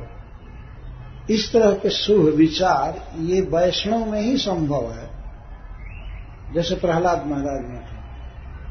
इसी को यहां समदर्शन कहा गया। सबकी मंगल कामना करना, सबका हित चाहना, जहां तक हो सके सबका उपकार करना, दूसरे जीवों का भी, केवल मनुष्यों का नहीं। संसार में कुछ ऐसे लोग हैं जो ये कहते हैं मानव सेवा, मानव सेवा, मानव सेवा, और सारे पशुओं को काट करके इन मानवों के पेट में डाल देते। देखिए, ये मानव सेवा कर रहे हैं। ऐसे मूर्ख लोग हैं जिनको ये भी पता नहीं है कि देह के भीतर आत्मा है। उन लोग ये समझते हैं कि देह ही आत्मा है, आत्मा और देह में अंतर नहीं समझते।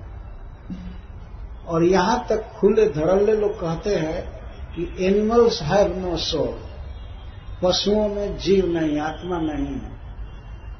और ये सच कहा जाए तो उन दुष्टों में आत्मा नहीं है, केवल पत्थर का कलेजा है। असली बात ये, जीव का क्या लक्षण है जो तुम नहीं पशुओं में पाते हो? कौन सा ऐसा लक्षण है जो माइनस है पशुओं में, नहीं पता चलता है कि चेतना है? इतना भी नहीं समझ सकते वास्तव में। वे तथाकथित महिषी माने जाते हैं, श्रेष्ठ लोग माने जाते हैं, जनता के सेवक हैं, ये हैं वो हैं, और क्या कहते हैं, तुम हमारे धर्म को मान लो तो मैं तुम्हें फ्री एजुकेशन दूंगा। देखिए, यही सब उद्देश्य है, हम तुमको धन देंगे, हम तुमको ये देंगे, ये देंगे, ये देंगे। एक बार स्वामी विवेकानंद जी ने बहुत अच्छा प्रवचन किया था धर्म संसद में, शिकागो में। तो वे कहते हैं कि हमारे देश में लोग जाते हैं धर्म का प्रचार करने, लेकिन हमारे देश में वास्तव में धर्म की कमी नहीं है। वहां धर्म मत सिखाओ, वहां ऑलरेडी लोग जानते हैं। और वे कहते हैं, सब लोग जानते हैं कि सबके हृदय में भगवान है, भगवान के प्रति वहां सहज प्रेम है, बच्चों में भी है, स्त्री में है, सब में है। वहां इसकी जरूरत नहीं है, तुम अपने देश में धर्म सिखाओ, यहाँ धर्म कोई जानता नहीं है। ऐसे उन्होंने कई विस्तार से बातें कही है। मैं पढ़ा था अभी 10-12 दिन पहले, 1 महीना पहले पढ़ा, पढ़ने लगा उस धर्म सभा में उन्होंने क्या क्या, किस दिन क्या प्रवचन किया। तो यहाँ वास्तव में धर्म की कमी नहीं है, यहाँ धर्म दृष्टि है जनता में, ऋषियों ने बहुत काल से उसको दिया है।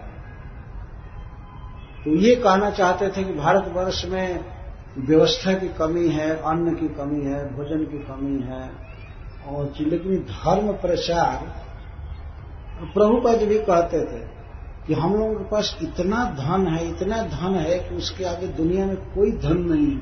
हमारे पास धन है वैदिक ग्रंथ, वैदिक ज्ञान, और इसी को देने के लिए प्रभुपाद जी गए। एक बार श्रील प्रभुपाद भक्तों के साथ बैठे हुए थे और बातचीत हो रही थी, तो एक भक्त ने पूछा कि प्रभुपाद जी, श्रील प्रभुपाद जी, आप ये बताइए, भारत से अनेक ऋषि मुनि आते हैं, आते ही रहते, तो आप क्यों आए इस देश में?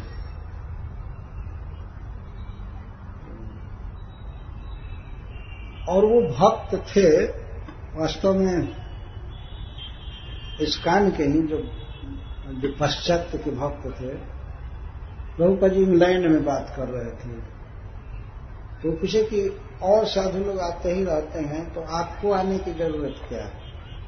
तो प्रभुपाद जी कहते हैं कि ऐसे सीधा कहे, तुम लोगों के पूर्वज हमारे देश को लूटने गए थे, सीधा बोलते हैं, इंग्लैंड में, लंदन में बोल रहे थे, तुम लोगों के पूर्वज हमारे देश को लूटने गए थे, लेकिन दुर्भाग्य से असली खजाना छोड़कर आ गए, मैं वो उसी को पहुंचाने आया हूं, उसी खजाना को, भगवद गीता को पहुंचाने आया, शास्त्रों को, उपनिषद, श्रीमद् भागवतम आदि। असली धन तुम लोग नहीं लिए, हम लोगों का वास्तव में धन ये है, श्रीमद् भगवद गीता, श्रीमद् भागवतम, ये सब धन है जो संसार में कहीं नहीं है। किसी के पास कोई ज्ञान नहीं है ईश्वर के बारे में। जब आत्मा का ज्ञान ही नहीं है तो ईश्वर का क्या ज्ञान होगा? जो ये कह सकता है कि पशु में सोल नहीं है, उस जाति को, उस सभ्यता को क्या कहा जाए? कितनी बड़ी मूर्खता है। हमारे यहाँ तो बच्चा भी जानता है कि आत्मा है, आत्मा है। हमने देखा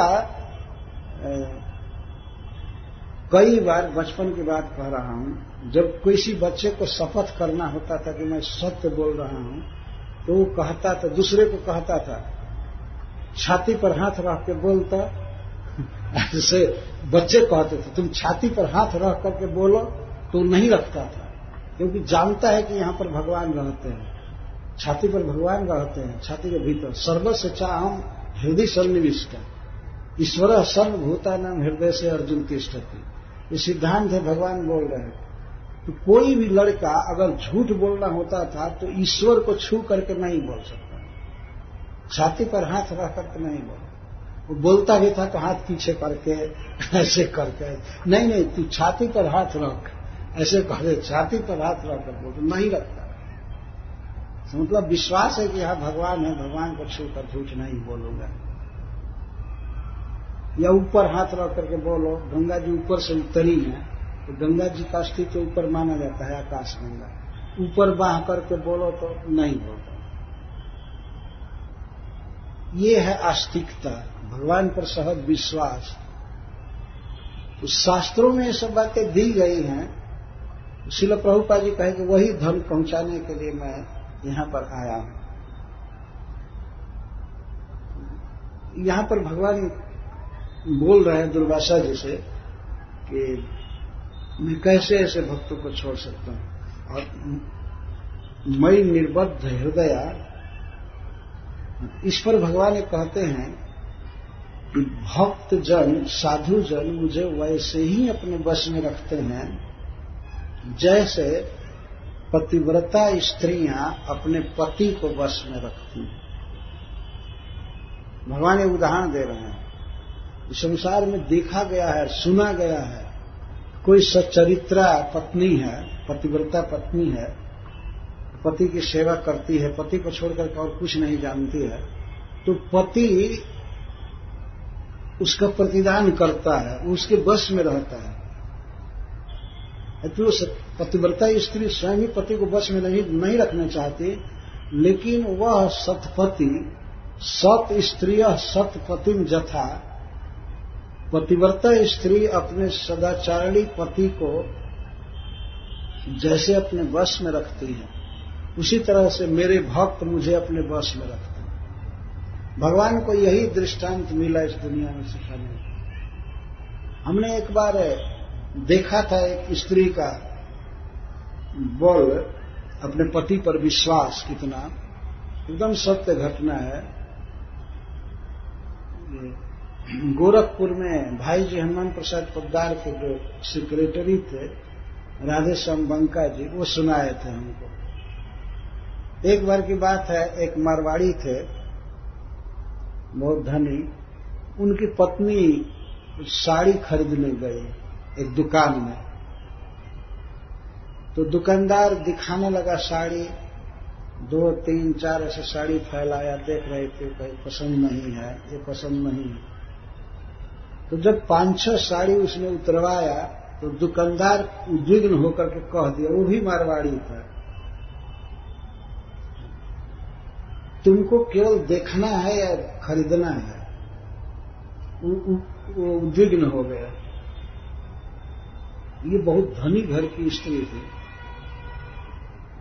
पति पर पूर्ण विश्वास था, पतिव्रता स्त्री।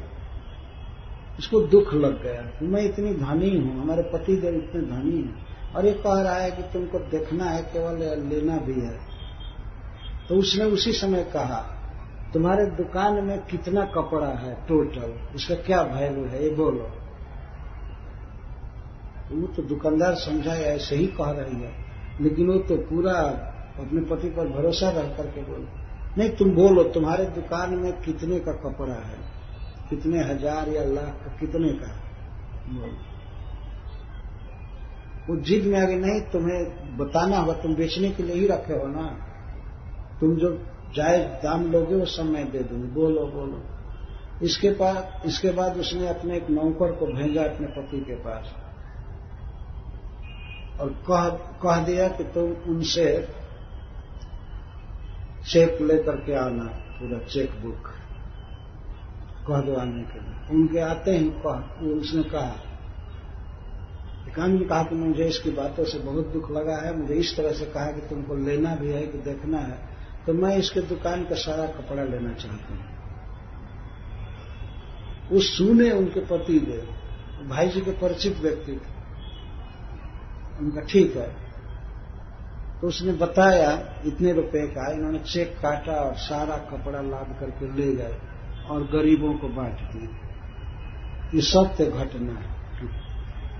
अभी उस समय भाई जी हनुमान प्रसाद पोद्दार विद्यमान थे, तभी की ये बात, उनके सेक्रेटरी ने बात हमको सुनाई।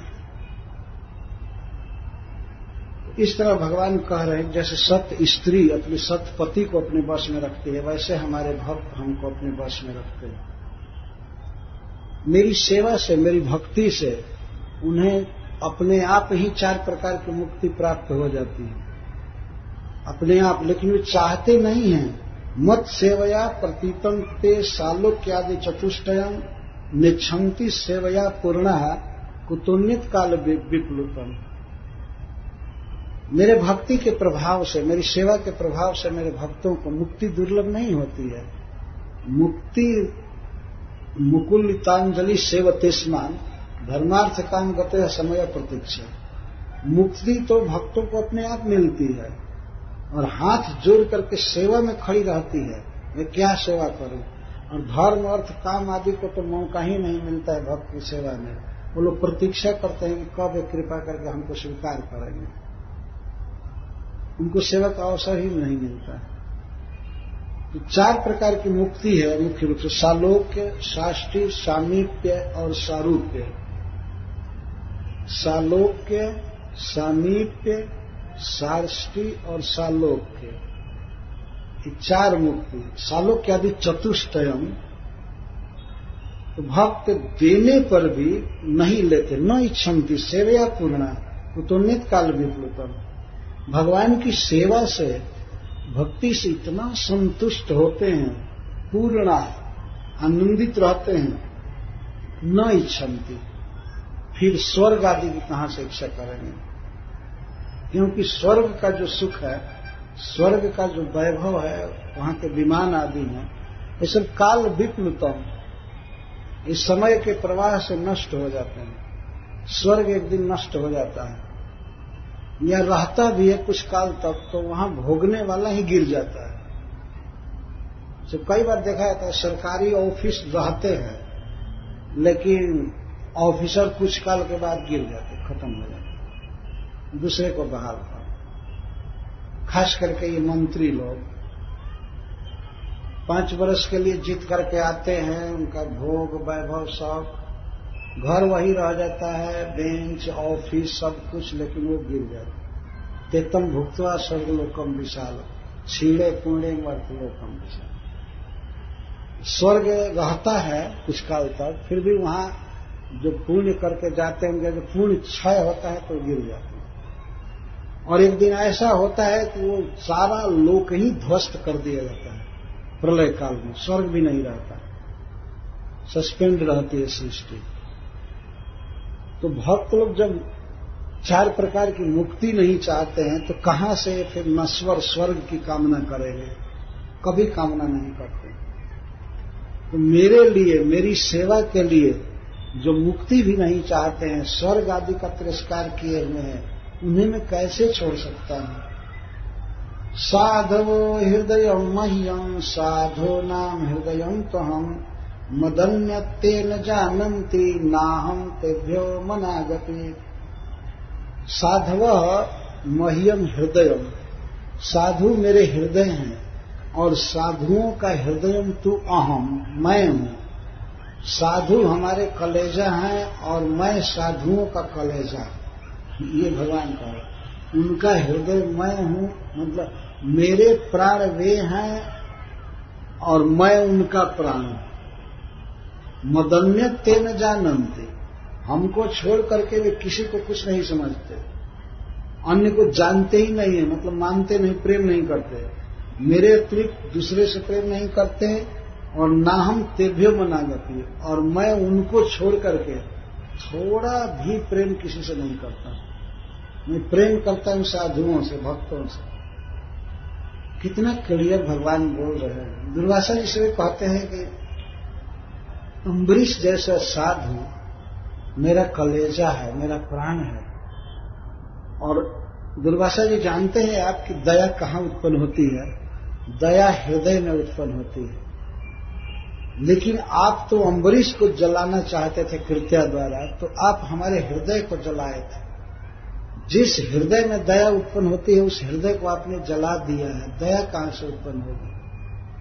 मान लीजिए कोई पौधा उगता है, भूमि है, तब न, भूमि ही नहीं है, बंजर भूमि हो जाए तो उस पर कोई पौधा उगेगा नहीं। जिस हृदय में दया उत्पन्न होनी चाहिए थी, वो हृदय तो अम्बरीश है मेरा, आपने तो जला ही दिया एक प्रकार से। यद्यपि अम्बरीश मरे नहीं, जले नहीं, लेकिन आपने तो जला दिया ना। यही माना जाएगा कि आपने जला दिया है। 3 स्कंध के शुरू में सुखदेव गोस्वामी कथा कह रहे हैं, महाराज परीक्षित से सुना रहे हैं कि धृतराष्ट्र महाराज और दुर्योधन आदि मिल करके जब पांडवों को लाक्षा भवन में जला दिए, ऐसे कहते हैं, ददाह, जला दिए। तो प्रश्न होता है कि पांडव तो जले नहीं थे, विदुर जी के द्वारा बताए रास्ते से सुरंग से वे पार हो गए थे, जंगल में चले गए थे, टनल से, जले नहीं थे। तो श्रीपद बल्लभाचार्य जी टीका में लिखते हैं कि तो सुखदेव गोस्वामी ये क्यों कह रहे हैं कि धृतराष्ट्र ने जला दिया? बल्लभाचार्य जी इसका उत्तर देते हुए कहते हैं कि जलाने का जो पाप था वो धृतराष्ट्र को लग गया, ये मतलब है। पांडव जले नहीं, लेकिन जलाने का पाप लग गया उस अंधे पर, यही उसका मतलब।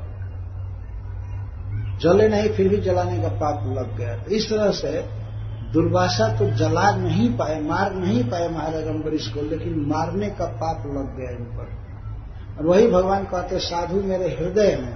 तो साधुओं को जो आपने जलाया, अम्बरीश को जलाया, तो दया उत्पन्न होने की जो फील्ड है, जो क्षेत्र है, जल कर राख हो चुका है। दया आपके प्रति नहीं आ सकती।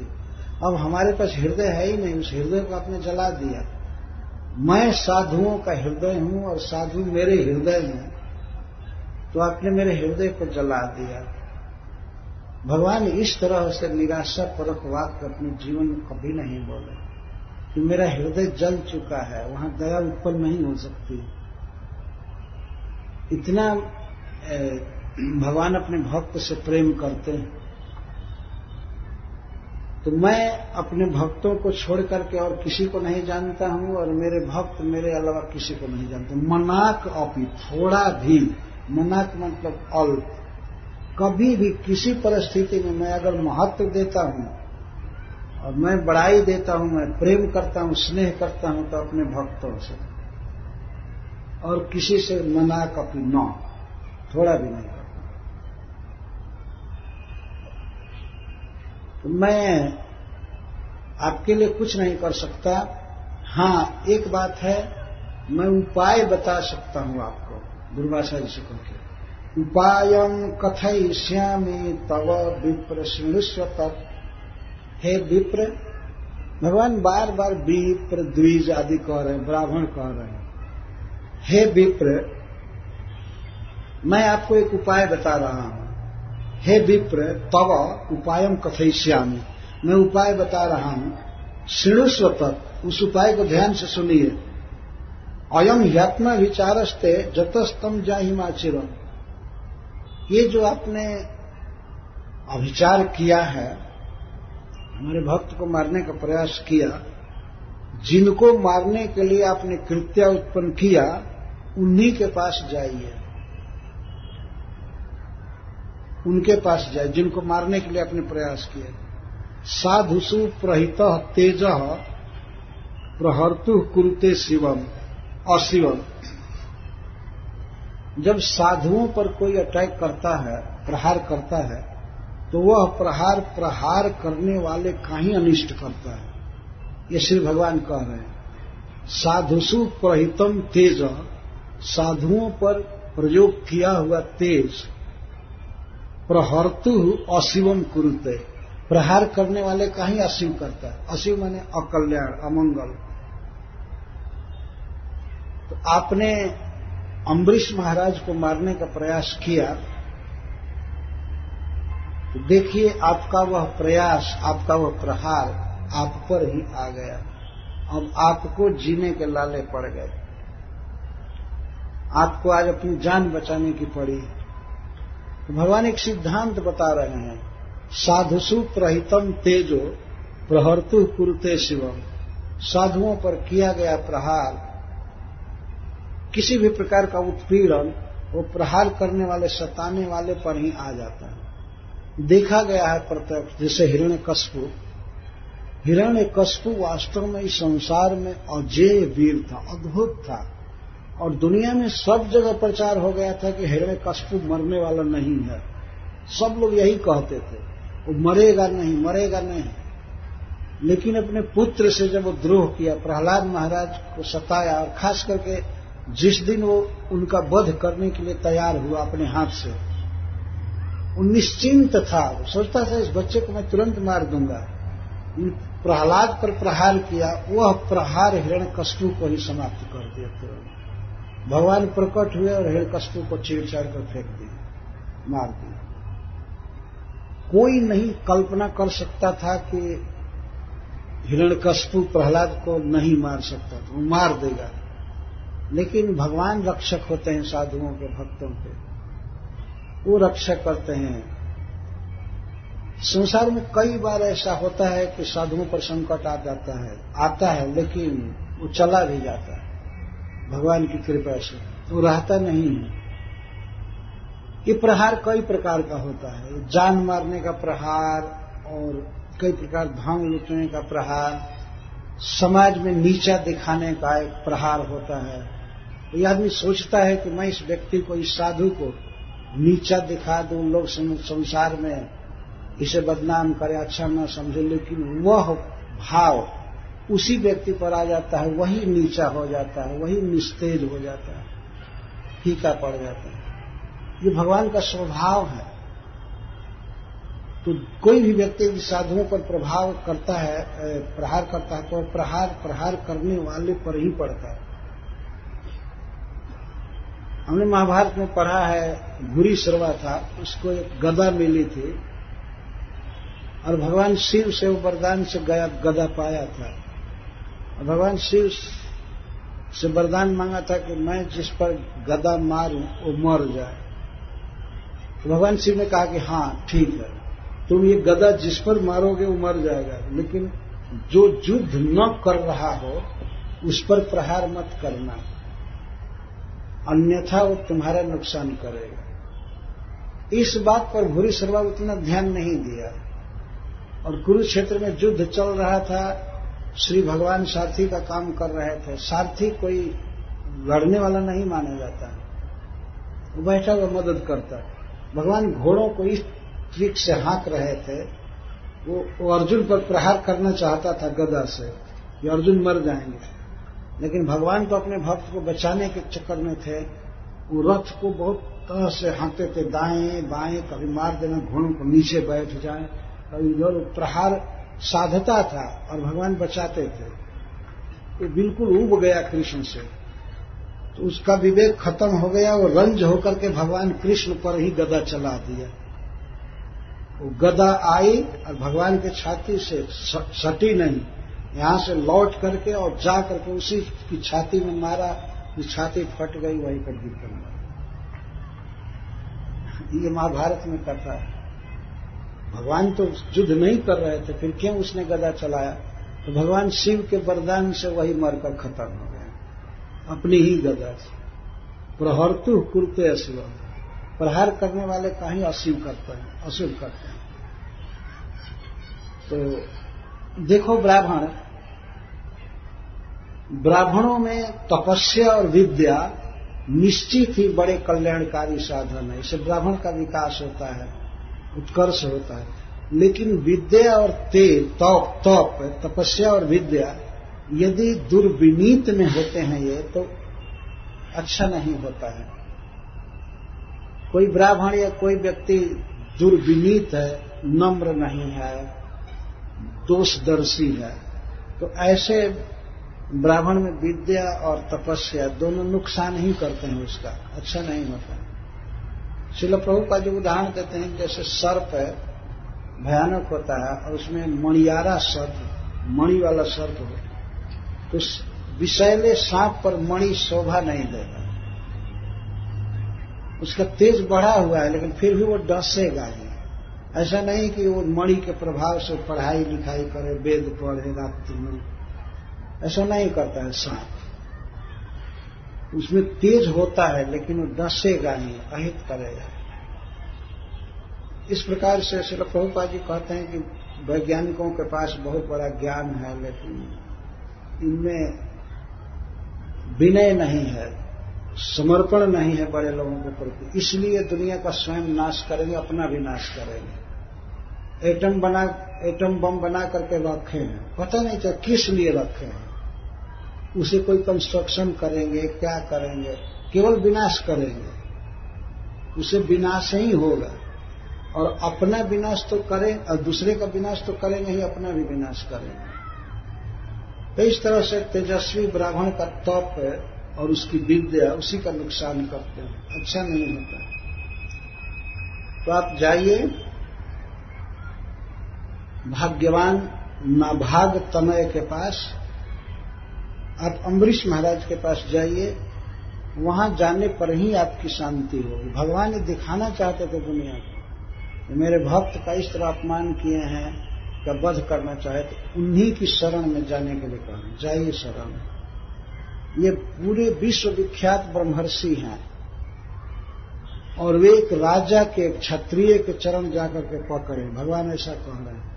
और यही उपाय है वास्तव में। किसी वैष्णव का अपराध हो गया हो तो वैष्णव के पास डायरेक्ट जाकर के क्षमा मांगना चाहिए, यही विधि है। तो भगवान भेजे, ये नहीं कहे कि ठीक है मोबाइल लगाओ और यहीं से क्षमा मांगो, ऐसा नहीं कहा। आजकल क्षमा मांगने का एक ये साधन हो गया, सॉरी हमसे ये गलती हो गई। ये रीति नहीं है। जब कोई स्पेशल बात कहनी हो किसी वैष्णव के प्रति और विशेष करके क्षमा प्रार्थना करना हो, तो डायरेक्ट ही जाकर के क्षमा प्रार्थना करना चाहिए। उससे हृदय का खार सब निकल जाता है, अच्छा से प्रेम हो जाता है। तो भगवान दुर्वासा जी के अहम को तोड़ रहे हैं, जाइए वहीं शांति हो सकती है, अन्यथा अन्य जगह आप टाइम बर्बाद करेंगे। शिव जी का लोक देख ही लिए, शिव जी सबसे बड़े देवता हैं, लेकिन वहां क्या हुआ है आपका? दुनिया के रक्षक हो सकते हैं, लेकिन मेरे भक्त द्रोही को वे भी नहीं बचाएंगे, ब्रह्मा जी भी नहीं बचाए, कहीं ठौर ठिकाना नहीं।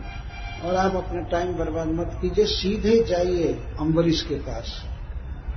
अगर वो क्षमा कर देते हैं तब तो आपकी शांति भविष्य थी, आपकी शांति होगी, अन्यथा कोई उपाय नहीं। तब अब क्या करें? दुर्वासा जी वैकुंठ से भगवान के भेजने पर आए अम्बरीश महाराज के पास। ये कथा मैं 15-20 मिनट में कहना चाहता हूं,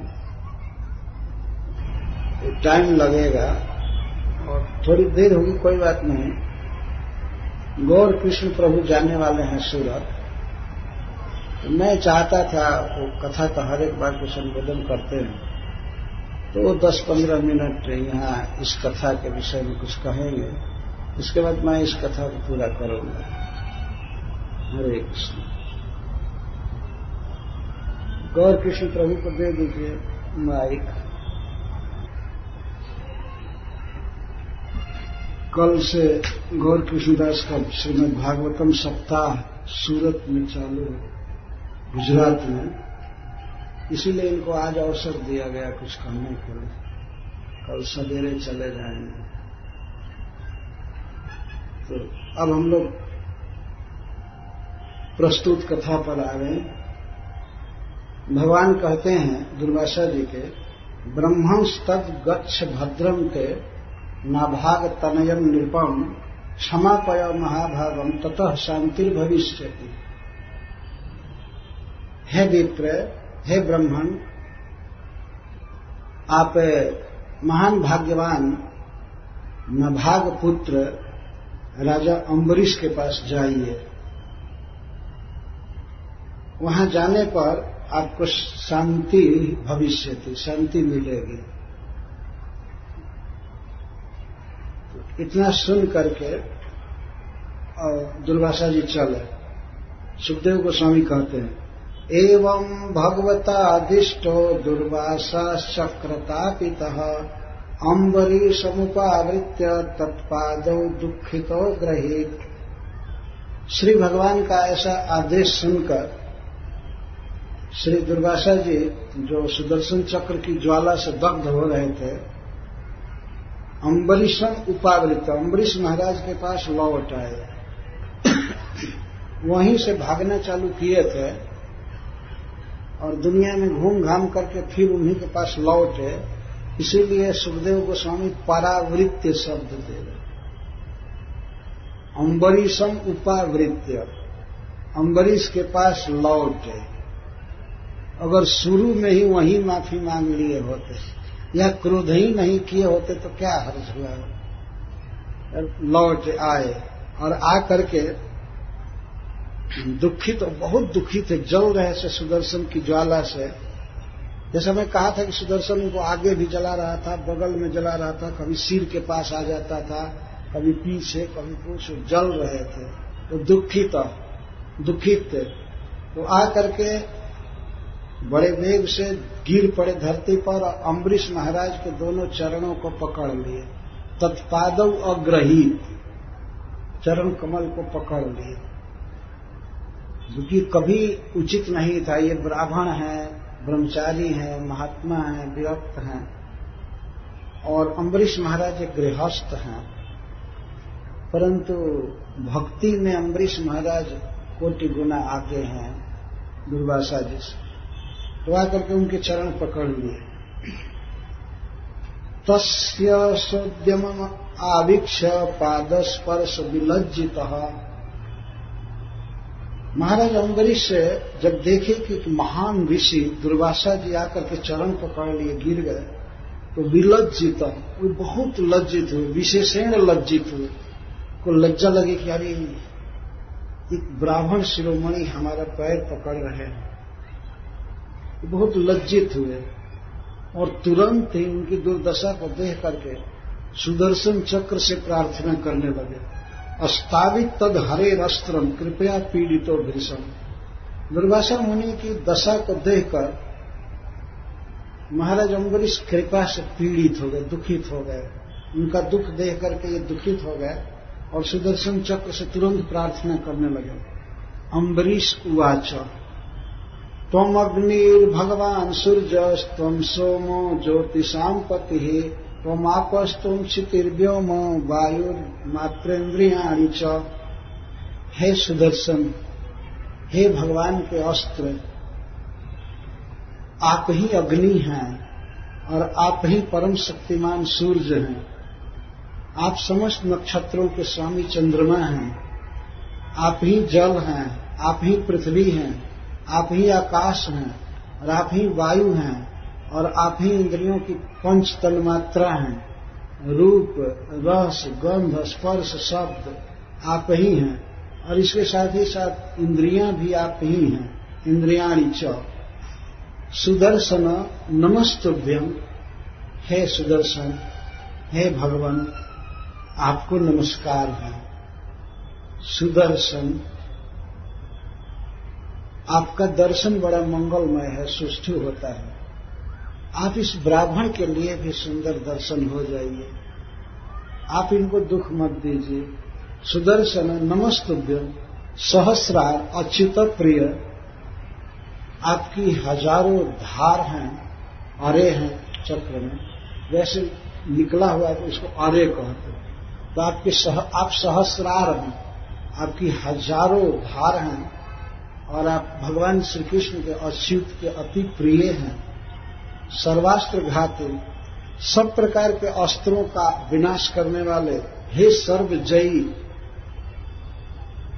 आप ब्राह्मण के लिए स्वस्ति दान दीजिए, इनको मंगल में रखिए, अर्थात इनको छोड़ दीजिए, इनको मत जलाइए।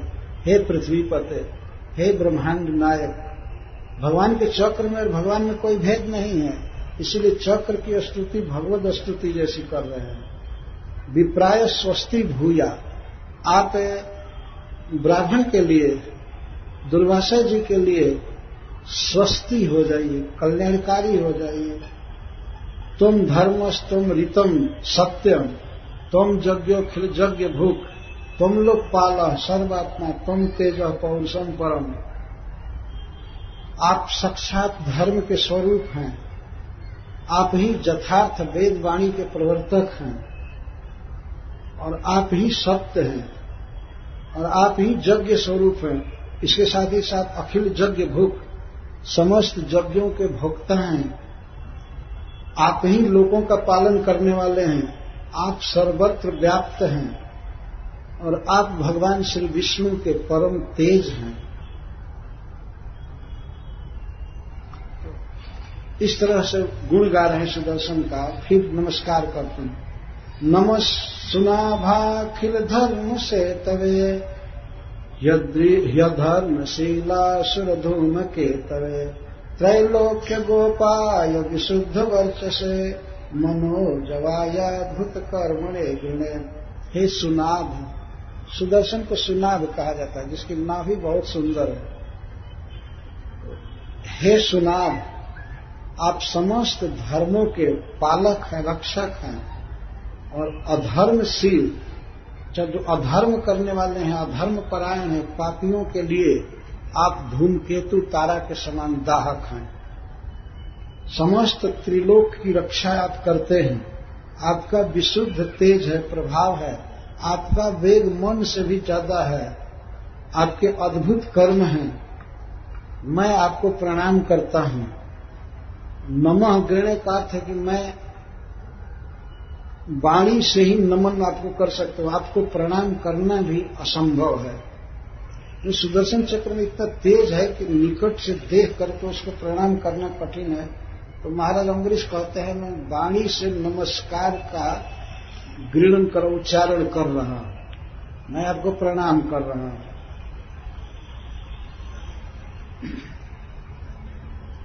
त्वत्तेजसा धर्ममयेन संघृतम, आपका जो तेज है धर्ममय है, इससे धर्म का प्रकाश फैलता है। और तमः प्रकाशश्च हतो महात्मना दृश्य महात्मना, इस संसार का अंधकार आप ही दूर करते हैं। ये भगवान सूर्य में जो तेज है, प्रकाश है, वो सुदर्शन चक्र का ही एक थोड़ा सा अंश है, ऐसा कहते हैं। तो आप नहीं रहें तो सारा अंधकार छा जाएगा, तो आप अंधकार के नाशक हैं। और इसके साथ ही साथ महात्मनाम दृश्य, महात्माओं के, महान पुरुषों के, सबके आप आंख हैं। अथवा महान पुरुषों का तेज भी आपके तेज से फीका हो जाता है, सब में आपसे ही तेज जाता है। दुरस्त्यस्ते महिमम गिराम पते, हे वेद वाणी के प्रवर्तक, हे वेद के पति, आपकी महिमा दुरत्य है। तद्रूप में तत्सत परापरम, इस संसार में छोटी या बड़ी, श्रेष्ठ या कनिष्ठ जो भी वस्तु है सब आपसे उत्पन्न हुई है। तो आप कृपा करें, जब आप अनंजन के द्वारा जदा विशिष्टस्तम अनंजनेन वै बलम प्रविष्टो अजित दैत्य दानवम, भगवान श्री हरि के द्वारा जिन पर माया का कोई प्रभाव नहीं है, ऐसे प्रभु के द्वारा चलाए जा करके जब आप दैत्य और दानवों की सेना में प्रवेश करते हैं, तो आज तक इतिहास है कि आपने दैत्यों को मारा है, राक्षसों को मारा है, उनके बाहु, उदर, जांघ और गर्दन, पैर, इसको आपने काटा है, असुरों का वध किया है। आपने कभी भी ब्राह्मण का वध नहीं किया है।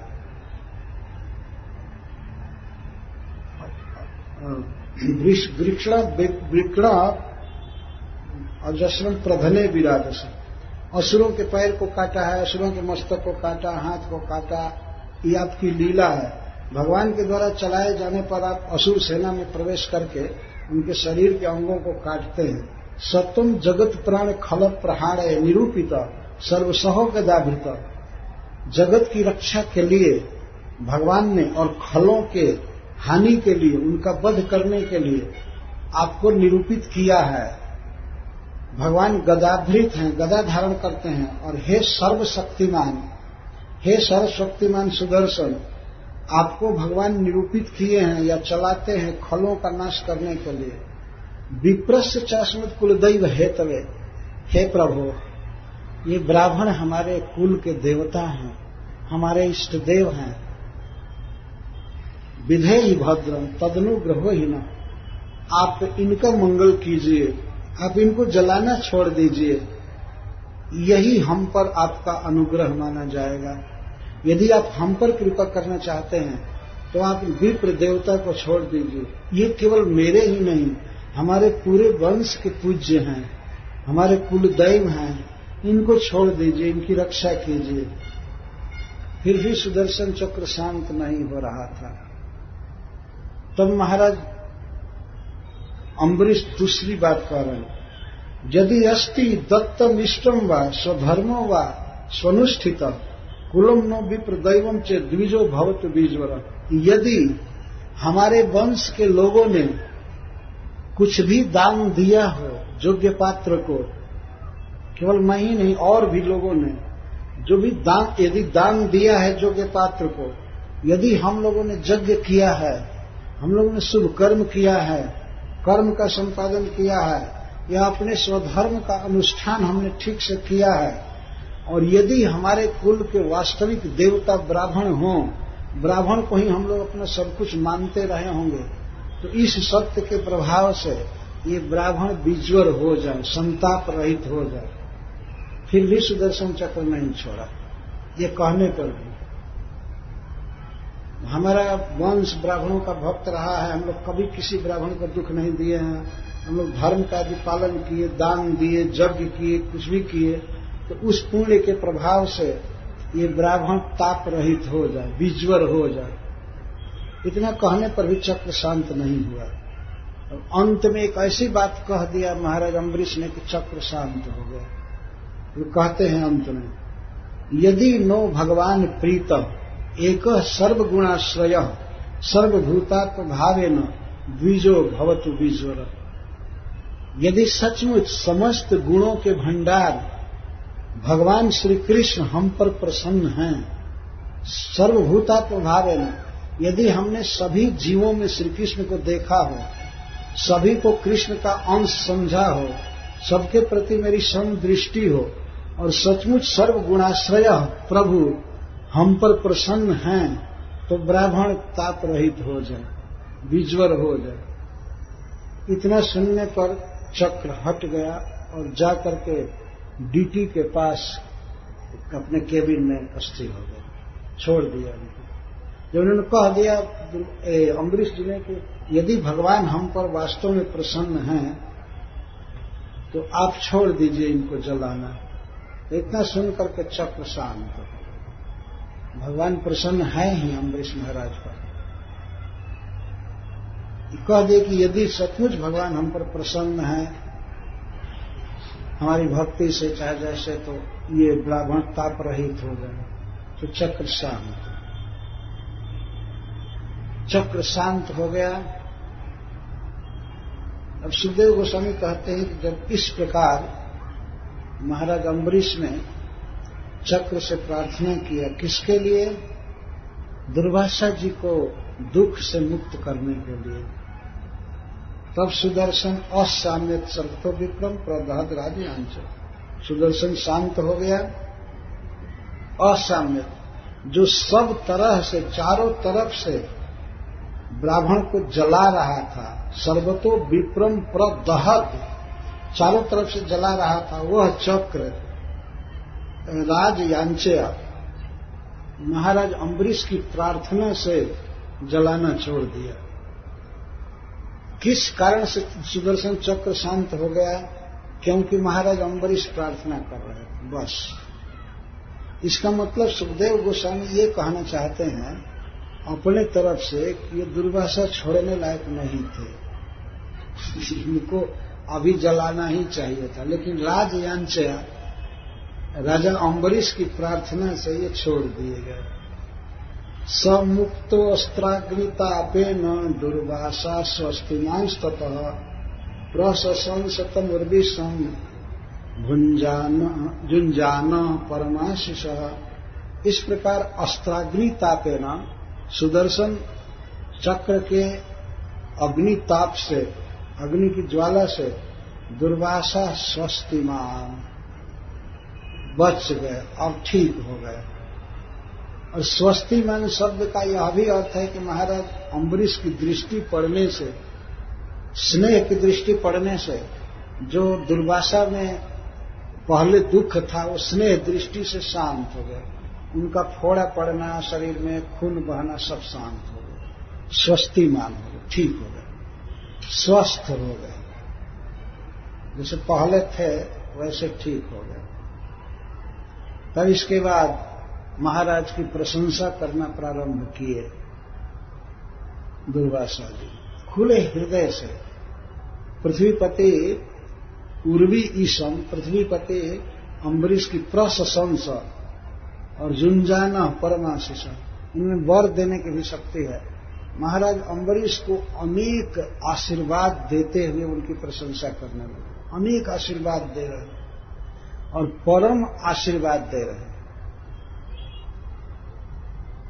अनंत वर्ष तक जीवित रहो, भगवान का इसी तरह से स्नेह तुम पर बना रहे, धन्य हो महाराज, धन्य। दुर्वासा जी बहुत चकित थे कि मैं इनकी जान मारना चाहा, इनका वध करना चाहा कृत्य उत्पन्न करके, और ये ऐसे महान भक्त हैं, हमारे अघ को, अपराध को पीछे करके और हमारे प्राण की रक्षा कर रहे हैं। महाराज अम्बरीश इस पर कोई ध्यान नहीं दिए कि हमको दुर्वासा जी मारना चाहते थे कृत्य उत्पन्न करके, कुछ विचार नहीं किए और उनके प्राण की रक्षा के लिए प्रार्थना की और उनके प्राण की रक्षा हो गई। इस प्रकार से दुर्वासा जी बहुत प्रशंसा किए और आशीर्वाद दिए। वह प्रसंग आगे आएगा, क्या क्या कह रहे हैं, भगवान के भक्तों की महिमा गा रहे हैं। तब महाराज अम्बरीश इनके चरण पकड़ कर कहे कि ठीक है, हे ब्राह्मण देव, अब प्रसाद पा लीजिए। कुछ भक्त तो यहां तक कहते हैं कि जो साल भर पहले प्रसाद रखा गया था उसी को अम्बरीश महाराज फ्रिज में रख दिए थे और ये जब अस्त्राग्नि से मुक्त हुए तो कहे महाराज जल्दी प्रसाद दीजिए, जल्दी दीजिए, तो वही प्रसाद दिया गया। लेकिन ये उचित नहीं लगता है। इतने बड़े भक्त और ताजा प्रसाद नहीं देंगे, 1 साल का बासी प्रसाद क्यों देंगे? लेकिन दुर्वासा जी वही मांगे कि नहीं नहीं हम वही खाएंगे। कुछ भक्तों का ये विचार, वो कहते हैं नहीं, वो मांगे हट करके कि हमको वही प्रसाद चाहिए। एक बार तो ऐसी बात हो रही थी, तो एक भक्त कहा कि 1 साल में खराब नहीं हो जाएगा। तो दूसरा भक्त स्वयं कहा नहीं, वो फ्रिज में रख दिए होंगे।